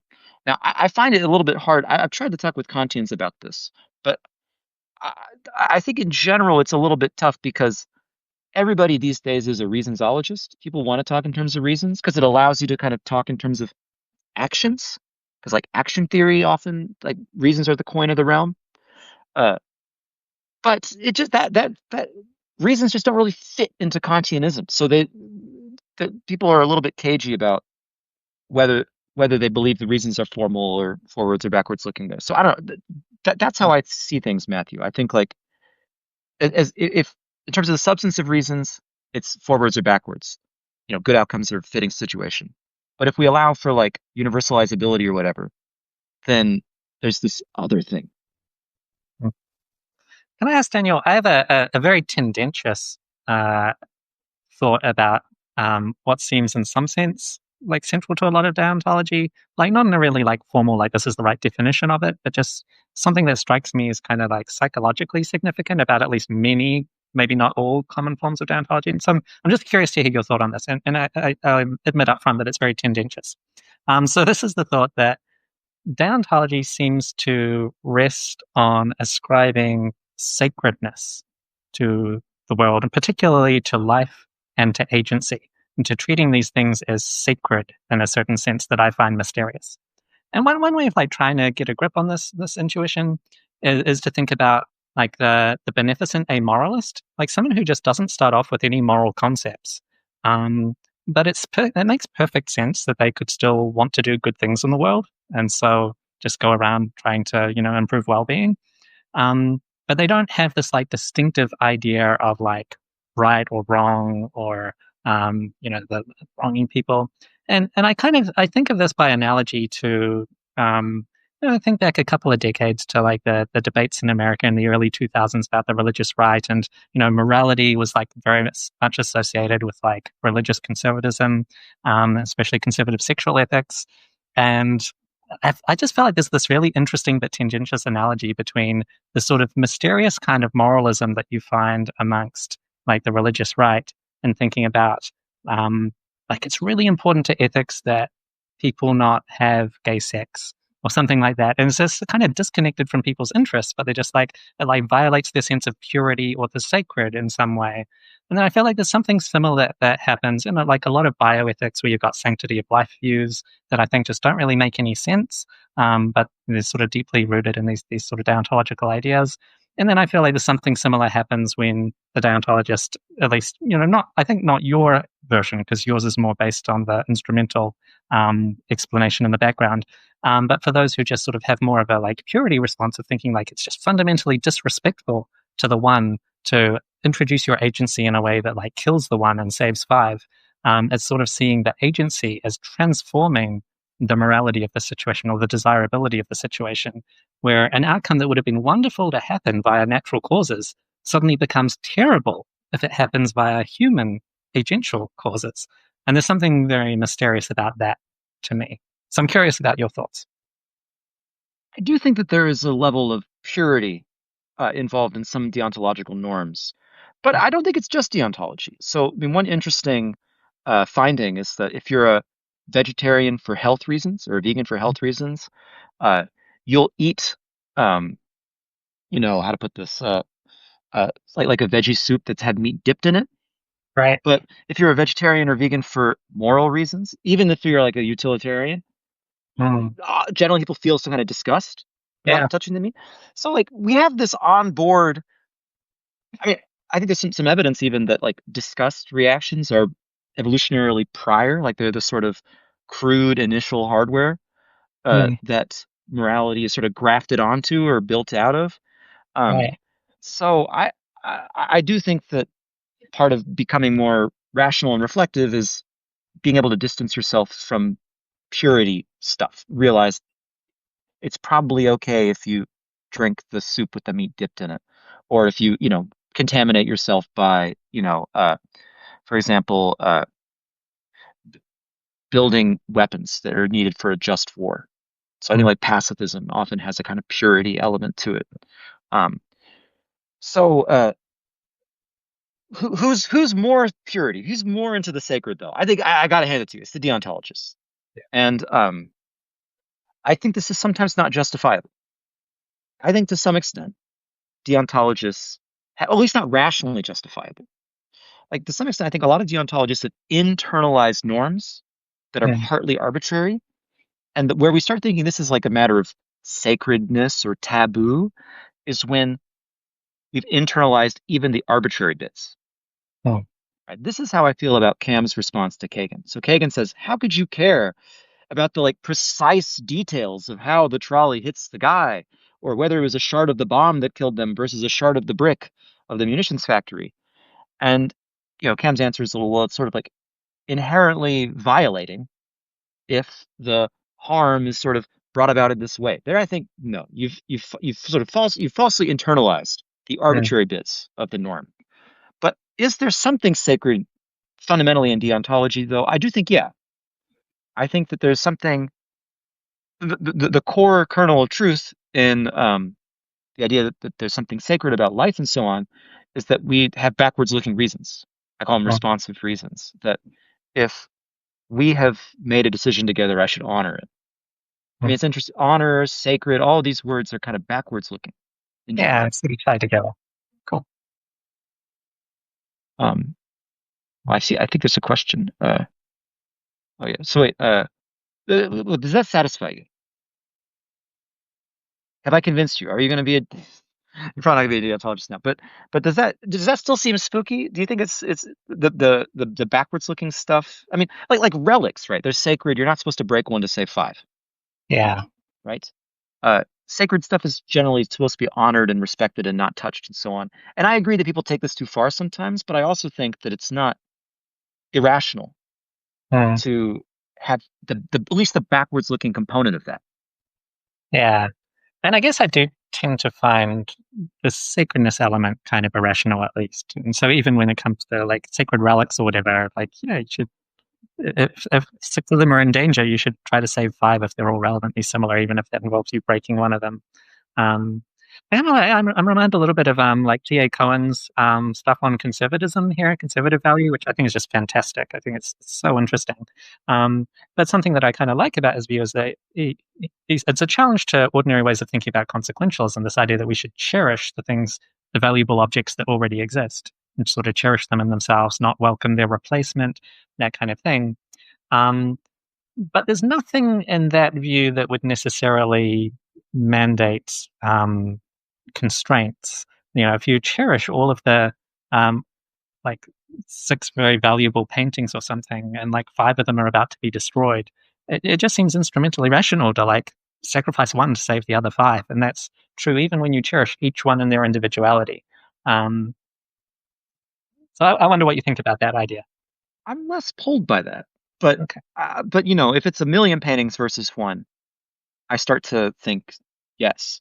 But so the Rajat asked in the chat what about something Pareto related. I'm going to kind of tie that into what you just said. So on one view, utilitarianism is about total stuff, total amount of like the happiness. It's almost like happiness is like a liquid, and it can be Mm, poured in different people's heads, and you just want to maximize the amount, no matter if it's one drop per head or just a bunch in Richard's head or whatever. And on another view, well, it's not actually obvious what the alternative view is, but I think you have done more than anybody to develop the alternative. So let me ask you, do you think that when we're concerned about the good stuff, beneficence, making the world better, what we should care about is the bottom line total? Or do you think that there's more to it than that? Yeah, so I think there's more to it. So I think we should fundamentally care about the individual subjects of welfare. We should care about the people, the individual shrimp, whoever it may be, and we shouldn't want them to suffer, and we should want them to flourish. And I think that once you have that individualized concern for each individual, I just think the instrumentally rational way to respond to having a multiplicity of desires is to try to get their overall fulfillment to maximize, to fulfill as many of those desires as you can, to help as many of those people as you can, as well as you can. And so the sort of the headline utilitarian result of what like maximizes the overall good is kind of what comes out of that is like the summary judgment of like, yeah, this is the thing that will best help all of the individuals. But it's because of the individuals that, they're who you should fundamentally care about. It's not that you fundamentally care about the chalice of value soup or whatever. So I love this view, the idea that like the individual utility tokens, Mm, the individuals are what matter, but it's possible to still think that like on balance, you should be weighing. And I try to tell this, I try to tell like pluralists about value, especially like deontologists doing some value theory about this. And they keep saying that this view is incoherent. I'm like, no, Richard has this. This is a real view. I don't make this shit up. Uh, but Why do they think it's incoherent? well, they think that if that's a good question.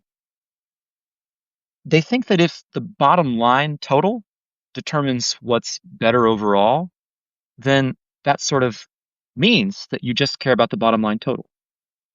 Hmm. So So I would think in that sort of like like mathy terms, it's like if the vector space of like multidimensional value is isomorphic to a yeah single line with numbers, yeah then it's basically just a line with numbers. yeah. So that seems the wrong way to think about it. I think there's a really important psychological distinction between being ambivalent and being indifferent between two equally valuable objects. So to sort of spell out the example, using my paper, money is something that's fungible, right? So if you can either have a $20 bill or two tens, like you should just be completely indifferent between those two options. You don't see there being as like something positive in one direction that weighs against a different positive in a different direction. Like no, you're not pulled either way. You're completely indifferent, right? So those are just two instruments to the bottom line of getting as much money as possible. But that's really different from when you have two intrinsic goods that are equally intrinsically valuable, um, that are trading off against each other, like two individuals' lives. Like if there are two individuals who are relevantly similar, you've got no reason to think one of them is like more worthy than the other. Um, and you can only save one of the two. It's not that you should be like completely indifferent about which person's life to save. It's like, oh, this decision sure doesn't matter. It seems like you should be really torn up about it. And it's not that you shouldn't be. It's not that you should be like very uncertain about what to do. It's not like, oh, like maybe one of them will go on to cure cancer and the other won't. I'm not talking about that kind of uncertainty. Even if you could know that they're both going to have like equally good lives in future, still, just the fact that they're different people should pull you separately in the two directions. And so you should feel like really torn up about the fact that if you save Jane, Sally is going to die.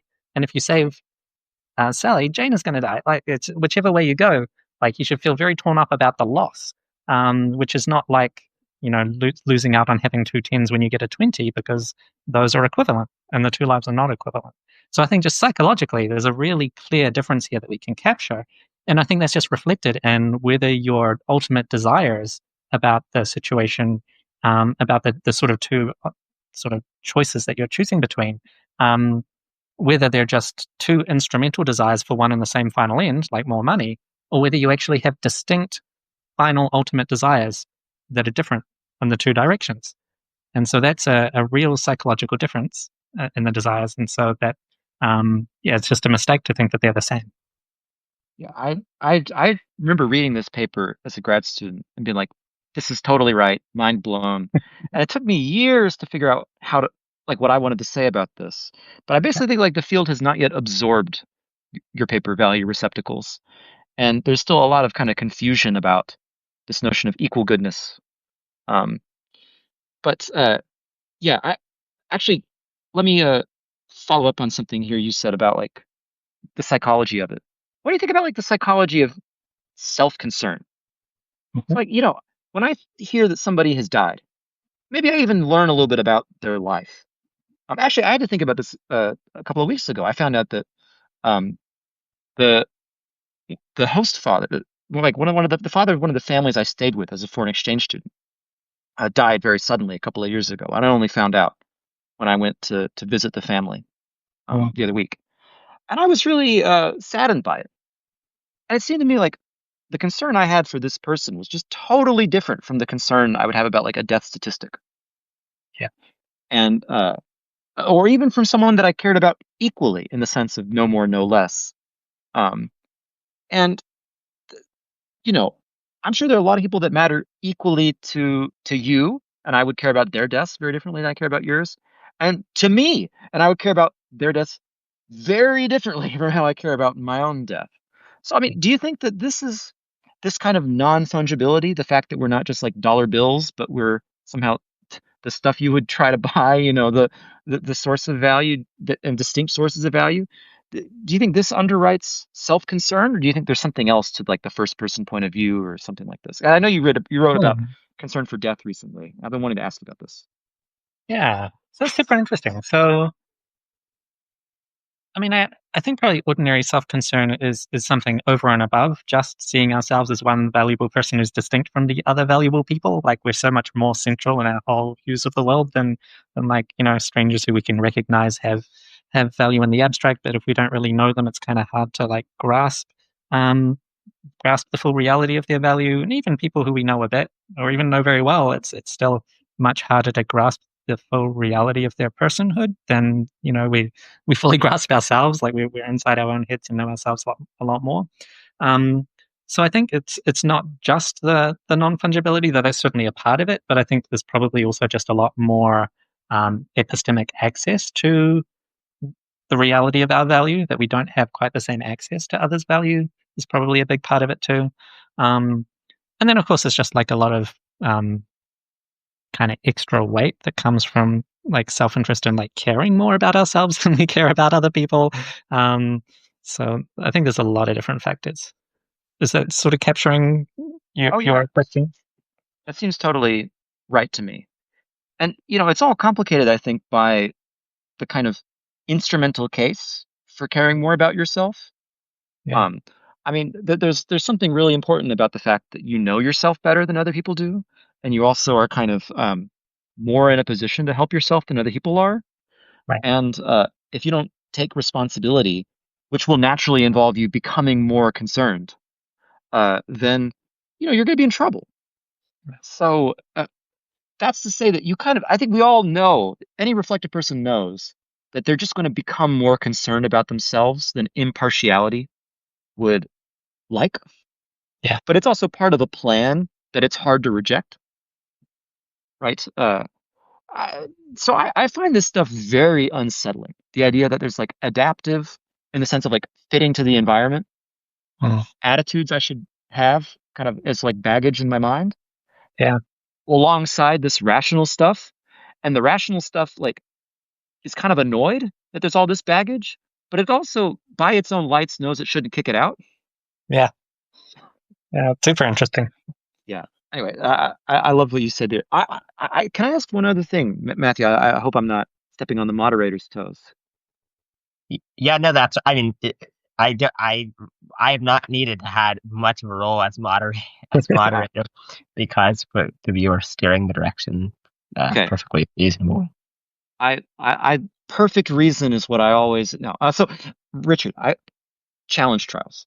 So, Mm, I think we should talk about one kind of issue that's really concrete, where deontologists are super divided.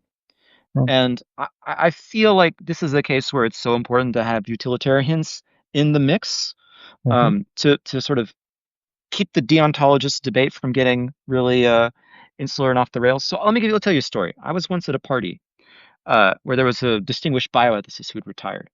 I was like, oh my God, it's a party. Who knew that there was someone who just does like ethics here? We're the only two people, who did ethics or philosophy. And so I was like, oh, great, let's talk. And it was like COVID lockdowns were winding down. This was in Australia. And then it quickly emerged we had completely different worldviews. ah, And I was sort of baffled. So I said, well, what do you think about like, I mean, it seems like it's important to reduce the spread of dangerous diseases. And it seems like waiting for people to get the disease so that we can do studies is not the most efficient way to do the studies. What do you think about like challenge trials where you give people the disease, but they're consenting and they're compensated? And there was a very strong emotional reaction. mm, And there was a kind of argument that got, I mean, I was sort of bemused the whole time. I didn't really understand what was happening, but mm, I realized there's a lot of felt opposition to like, I think the concept was exploitation. mm, You're taking advantage of vulnerable people. yeah, If you have them participate, they're getting sick, and they're maybe they're poor because they're the ones motivated by a monetary reward for this. So you're yeah, taking advantage of poor, vulnerable people, giving them a disease, not just letting them get a disease, but giving them a disease for the sake of society at large, which mm. includes many non-vulnerable people. So what do you think about this issue where clearly utilitarians would probably want challenge trials to develop more vaccines, but Yeah. some deontologists clearly don't. Yeah, I find it so frustrating. So, yeah, I mean, the sort of perspective you describe where I just feel like there's a kind of, in certain quarters, there's like this obsession with avoiding any risk of exploitation that is given like lexical priority over everything else. Can you And, I explain what mean, lexical priority is really quickly? sure. So that's when you're saying any amount of this takes priority over any amount of anything else. Um, and so, I mean, there's just this worry that, like, if you care about vulnerable people, you shouldn't want them to die of a like fatal illness, right? Like, you shouldn't want people who are economically vulnerable to be maybe forced to go into dangerous workplaces, or else maybe being forced not to and not making money that they need in order to look after their family. Like, there are like during a pandemic, it's really bad for vulnerable people, right?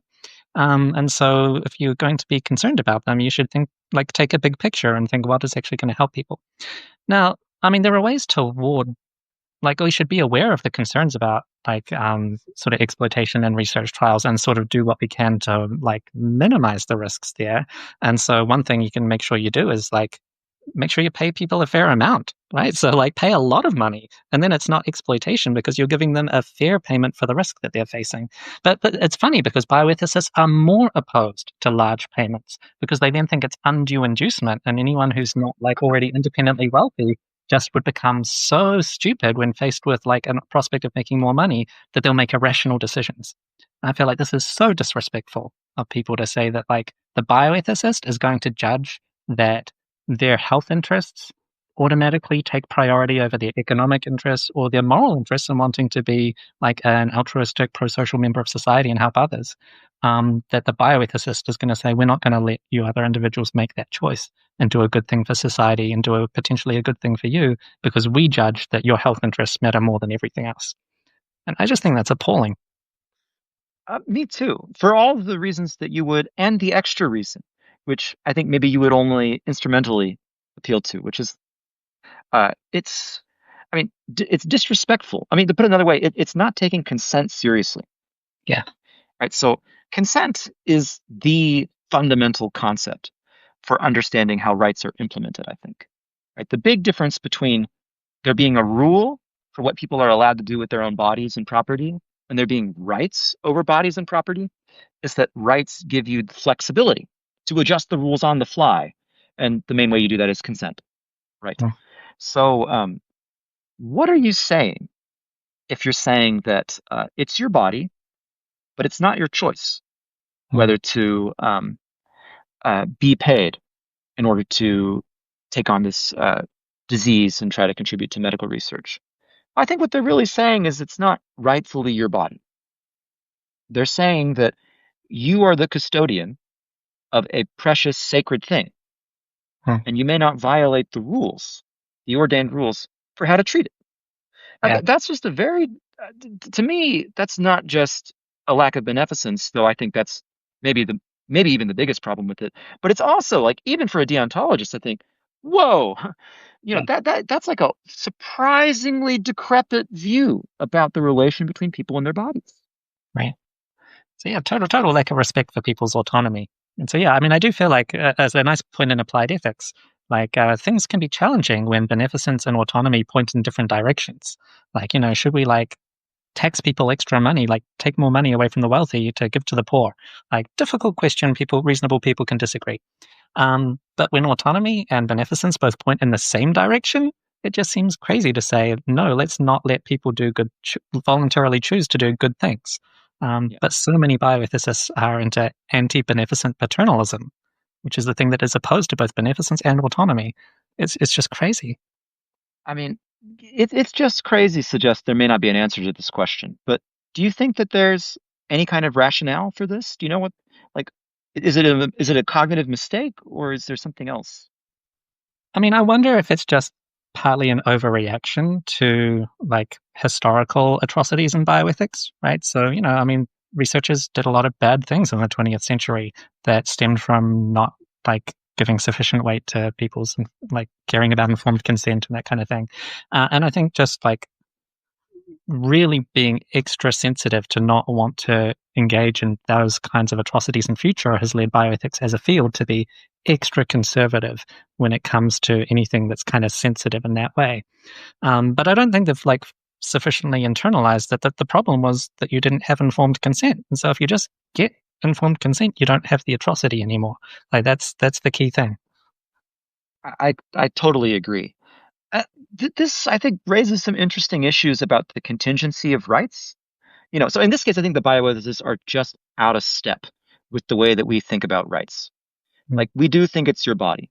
And just a quick little thought experiment. If somebody wasn't compensated and they just personally decided, for the sake of the human race, they're going to give themselves COVID, uh, do an experiment, I think we would say, like, that's brave. Like, in fact, this is, how we learned about the the cause what causes stomach ulcers, right? Is people doing tests on themselves. I think this is like we all think that it's legitimate and heroic to sacrifice your interests for the greater good, and yet somehow when money is involved, it becomes not. Well, I start to think that you're right. There's some kind of overreaction or misinterpretation of how we take rights to work. Yeah. But sometimes actually people do as a whole shift how they think rights work in some domain as a result of some atrocity. I mean, I think people were really spooked by the atomic bombs, and this created a real opportunity to create a new norm that really did take hold.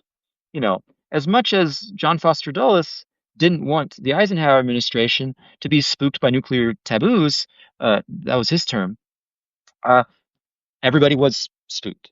And Hmm. people had been, scared by this awesome destructive ability.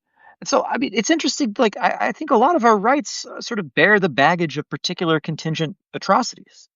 Like Hmm. something happens, we all think, "Oh fuck, we don't want that to happen again." Uh, and then we inherit this, even though we ourselves haven't experienced the atrocity. One more example: I think refugees and asylum are like this, right? Hmm. So, like the contingent, like basis of international law and refugee policies, like uh, the Holocaust.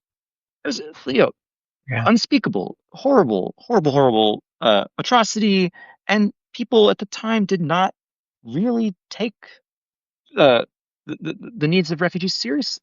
You know, ships were sent back from the United States, Hmm. from which, like the USS St. Louis, from which many hundreds of people died that were sent away from the U.S. And they actually had visas for the U.S. when they left Europe that Oh, wow. were made invalid by the time they arrived. Uh, so I think people look back on that and think, "Oh my God, like we can't let this happen again." But then now there's a huge backlash to the asylum policy, and I think that part of it's got to be that that atrocity doesn't loom large in people's psyches anymore, and part of it's probably that those rights have evolved in ways that people object to or resent. They might Hmm. resent the numbers of migrants that come in seek asylum. So I don't know, like, what do you think? Like, how do you think about like baggage and social norms, like or reform more generally? Like, should we be careful before trying to excise this stuff, or should we, uh, you know, like slaughter the sacred cows?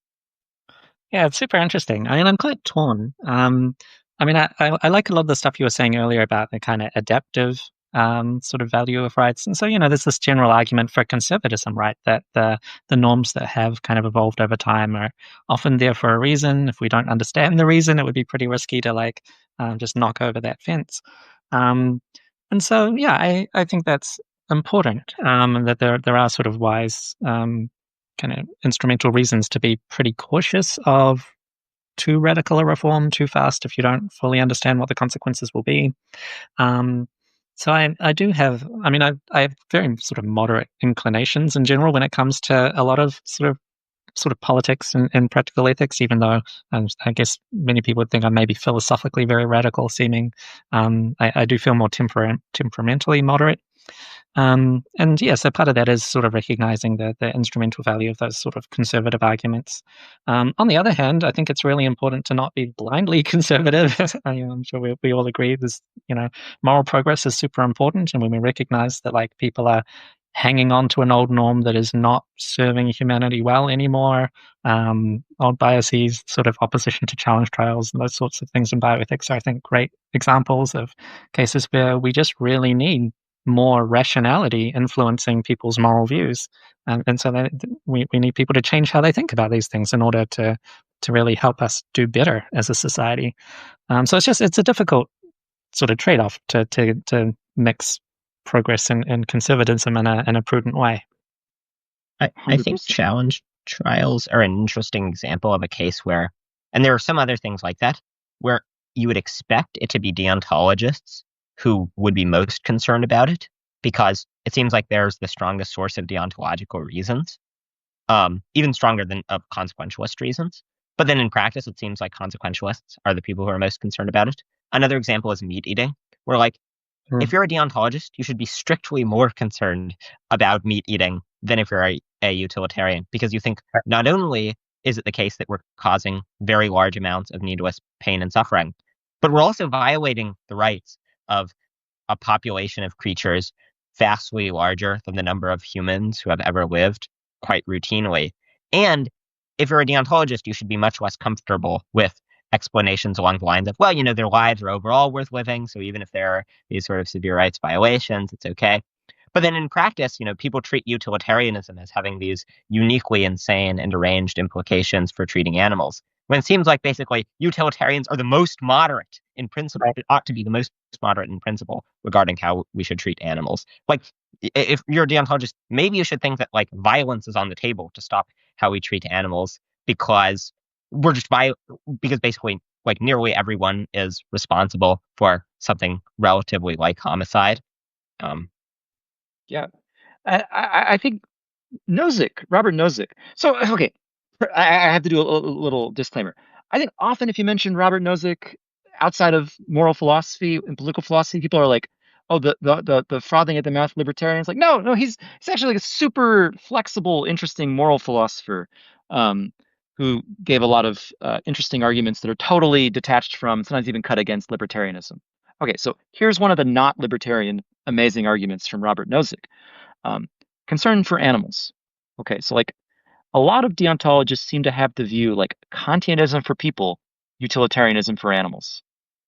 And so you can give arguments to justify killing animals that you just couldn't in principle give to justify killing humans. Like the one that you mentioned, Bentham. I'm sorry, I keep calling you Bentham, but uh, so like it's sometimes called the logic of the larder, where you say it would be better to have cows that live good lives than to have no cows, even if the cows only have good lives because they're sort of raised to be slaughtered.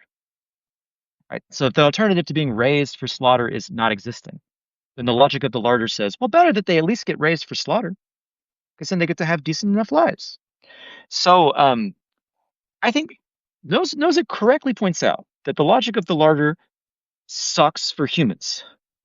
So minor spoilers for Kazuo Ishiguro novel, but if you in Never Let Me Go, Ishiguro considers the possibility of like a society where some humans are raised to be organ donors, and they get to go to a nice school with the other donors, and they have decent enough lives, and eventually it's their time to cough it up. You know, the logic of the larder, I think, really doesn't. I mean, if you're a true deontologist, um, you should hate that. You should think it's like horrific.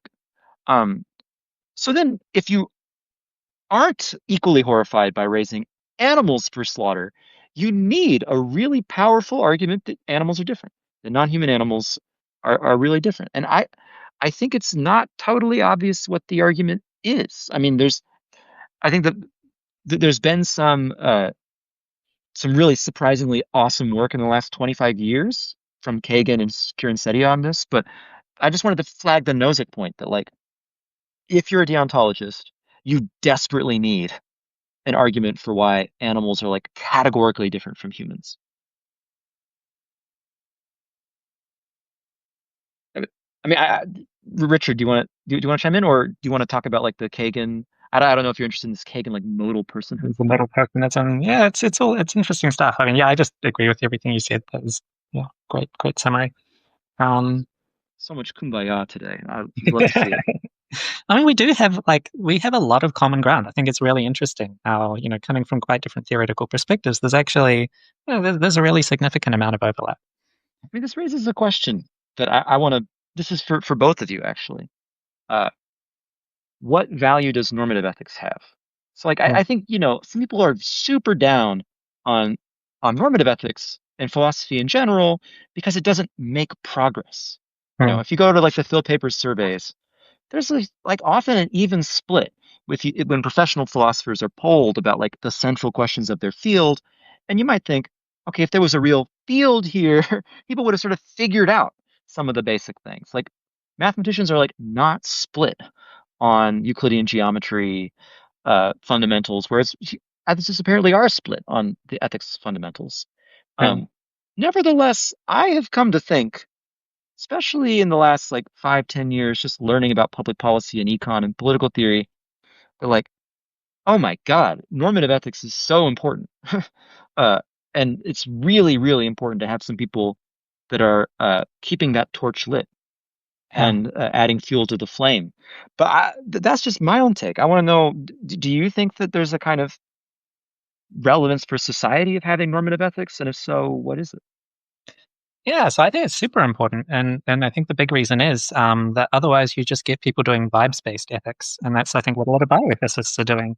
And so it's so Mm-mm. interesting and striking that any normative ethicist, like from Peter Singer to Christine Korsgaard, they're all on board with challenge trials, right? I mean, it's a no-brainer if you think systematically, and it doesn't matter what the details of your view are. You just need to think systematically, and you will like solve certain problems and you will come to certain conclusions. And there's a lot of room for disagreement on other things, but at least there are some things where there are common views in society that are just strictly indefensible. And normative ethicists can recognize that. And I think if you don't have normative ethics, then people don't recognize that. I couldn't agree more. Yeah, Also, like it's a small center to that Venn diagram. But sorry, please go ahead, Matt. yeah, I think that's broadly correct. I do think that actually, I think like just thinking rigorously about applied ethical questions is generally more important than normative ethics because I think you should rarely be like super confident in your view of normative ethics. Like you shouldn't be more than like 70% confident, basically. Um, and so then if you just have moral uncertainty, then it seems like most of the time you should take into account multiple different normative ethical theories. And the other point is just that I think our most significant, like the things that we're doing that are most clearly wrong, are basically obviously wrong on every ethical theory. And the reason why we keep doing them is because basically either we don't care or we don't think about them in a rigorous way. So, um, like, factory farming is a good example. It's not like, well, if you're a deontologist, you're against it, but you're a utilitarian, you're for it. If you have any view that says that the extreme suffering is bad and or that egregiously violating the rights of billions of beings is bad, you'll think that that factory farming is extremely horrendous. But in practice, people don't. This is not reflected in people's actual practice because most people either don't think very hard about ethics, or to the extent that they do think about ethics, um, like to the extent that they think about ethics and conclude that factory farming is wrong, this doesn't end up influencing their actions in any way. So I think sort of thinking rigorously about applied ethics is generally more important uh, than thinking about uh, which normative ethical theory is correct. But I agree that there's certainly some degree of importance to thinking about normative ethics, in part because it can allow us to think more clearly and rigorously about applied ethics, and it can allow us to figure out the range of reasonable options. And so then you can see, if an action is wrong on consequentialism, deontology, and virtue ethics, can be pretty sure that the action is wrong. Yeah. I also want to push back a little bit against the sort of starting sort of worry Daniel raised about a lack of philosophical progress.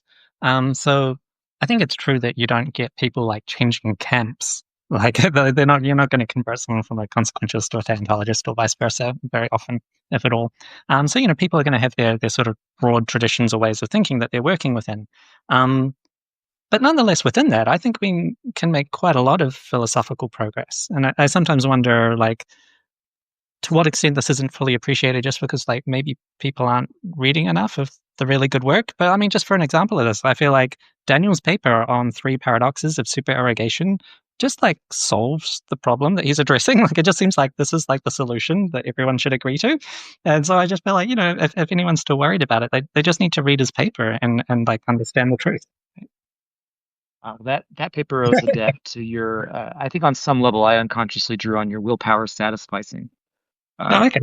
Yeah. Well, that one's also true. So, that's there are a lot of things that people should read. Yeah, no, I mean, I think it's true. It's like because the coin of the realm is publications, and publications have to be like novel, controversial things. People stop publishing when someone solves something for the most part, right? Unless someone else thinks of some way to unsettle it, which makes like the progress somewhat invisible because no one can publish a paper being like, you know, Daniel's paper really nailed it, published in Phil Review. I couldn't agree more. Let me also just give some concrete examples of where ethics has made huge amounts of progress. Okay, developing consequentialism. Like if you go back 125 years, people are unable to crisply formulate consequentialism.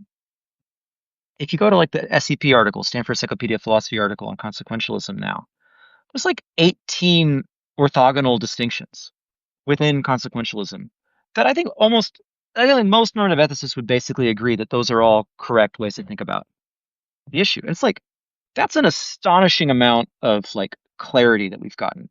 It's like the same kind of clarity you get from like the periodic table. That's a huge achievement.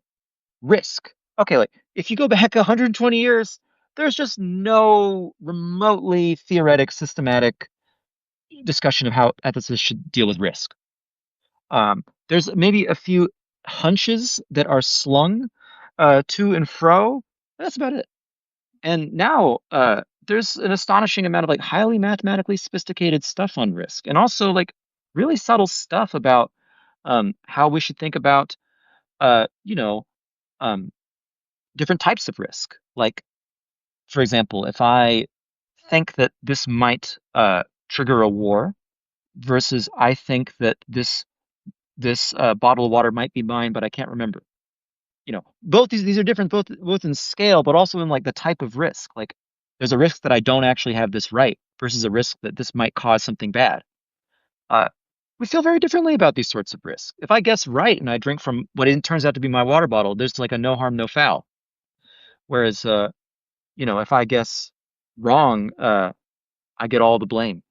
So anyway, risk, taxonomizing, and I'll also mention one other thing that's really deep is that I think ethicists have just like embedded their views in a much better, richer understanding of society and social norms. How much have we been talking about social norms in this conversation? There's really not. There's some interesting remarks about social norms. Some people like Hume are clearly deep thinkers about society. Um, but broadly speaking, there's a lot of kind of like, what do I in my Cambridge chair think about the good paintings and the good people who look at the good paintings? Like, there's a lot of this kind of tossed off stuff. So integration with science more generally, and social science in particular, risk and integration with like decision theory, probability theory, and just like what are the actual views? I dare you to read a paper from 200 years ago or a book from 200 years ago and be like, yeah, this is just as good on those 3 dimensions. Can't do it.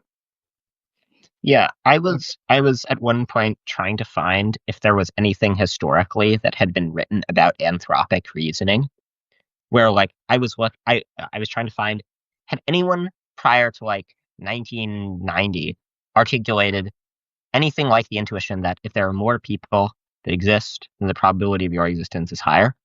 And it seemed like 0 people in the history of the world prior to 1990 had ever written down that thought. Um, and so, yeah, I think there has been like actually just a staggeringly large amount of progress. Another area where there's been a lot of progress in, I think, is population ethics. In Oh, yeah. particular, I think in population ethics, I think normative ethics has made an astonishing degree of progress, figuring out the costs and the sort of upsides of different views. So like you sort of like if you just hear the person affecting view, you just hear the idea that, it's sort of good to make people happy, not happy people. You sort of know it's plausible because it almost rhymes. It just sort of sounds good when you hear it. It's not obvious all the costs of that view. And while there are still people who accept that view, there are a decent number of people who have given up the view as a result of the costs being made aware of the cost. So while normative ethics won't always get people to converge on the right view, it will at least, I think, very often make clear the kind of relevant normative considerations, and then you'll have at least substantial numbers of people who modify their view. This tends to happen more on kind of less core issues that people don't have as strong of views about, right? So I think many more people change their views about population ethics, where it's like difficult, you don't have super strong intuitions, than about like utilitarianism or deontology, because that's just a thing that people innately have much stronger views about. But I think that's quite a lot of progress. Like the fact that basically population ethics 50 years ago effectively did not exist, and certainly nobody had not really been thought through in any rigorous way. And now it's just very clear, like what the different views are, what the relevant costs are. It's clear that there are surprisingly strong arguments for accepting certain strange views, and surprisingly appealing sounding views have costs that were not immediately obvious. Like that's actually quite a lot of progress. Yeah. Oh yeah. It seems like a great point to wrap up on, actually. I don't know if there are any last comments people wanted to make, but I'll need to go pretty soon. So. Yeah, I suppose I'll just echo a little bit. Like, I don't think that the point of doing normative ethics is to find the right theory, though I think that it's hard to get super psyched about it if you don't deeply want to know on some level. You're just like gripped, and I am gripped. Like, I find it so like, how could it possibly be wrong to push a guy in front of a trolley, but fine to turn the trolley? That stuff gets me going. And I want to know what's going on. I also want to know why. Like as Richard said, like the question is this just some kind of useful rule of thumb that society has internalized? Or is there something sacred about like the fact that this is a right? That, but you don't have to be a sort of weirdo like me and think that question deeply matters and is like super, worth spending years of your life on, to get something out of like wrestling with it for a while. Because like I feel like the side effects of doing normative ethics are so important. I remember there was some deliberation in the U.S. About COVID policy. I linked to some of the actual like slides that were given at committee meetings in my piece, "The Cost of Colorblindness." But there was deliberation about whether to prioritize essential workers over old people. And the normative argument was that we should prioritize essential workers because old people are less diverse. So we'd be biased against minorities, racial minorities, if we give priority for COVID vaccine access to the elderly. But if you're thinking with your normative ethics brain, you ask, okay, wait, hold on. How many minority people will die? How many people within each group will die for each policy? It turns out that if you prioritize essential workers because they're younger, you'll actually save fewer lives within each group. Right? So although you're giving to a more diverse group, every group dies more because overwhelmingly it's the elderly who are more at risk. So sounds bad. It's really terrible. Like a lot of like Black Americans would have died had this policy been enacted, and died sort of in their name, which to me is especially repugnant. But thankfully, people pointed out, actually, people that had some people, including people like Matt Iglesias, who took philosophy classes, normative ethics classes. He took a class with Nozick, right? He took a class with Chris Korsgaard, which I will never stop finding hilarious. So, I think it's really, really essential that we not be suckered in by superficially good sounding arguments, but those are everywhere. So that's why I see the value of normative ethics, is to avoid the tempting but really specious argument. And the stakes, I think, are surprisingly much higher than are we going to land on the correct theory in our books. Right. Yeah, and I mean, especially because as we've sort of come out through our discussion, I think reasonable, like the best versions of each view are going to overlap a lot on practical questions. So, we can disagree about theoretical ones, so we're not all converging the way that Parfit hoped. There are, there are important real theoretical disagreements. But yeah, as far as the practical implications go, I think sensible views are going to have a lot of overlap. Well, all right. That sounds like a good place to end things. Thanks so much for doing this to both of you.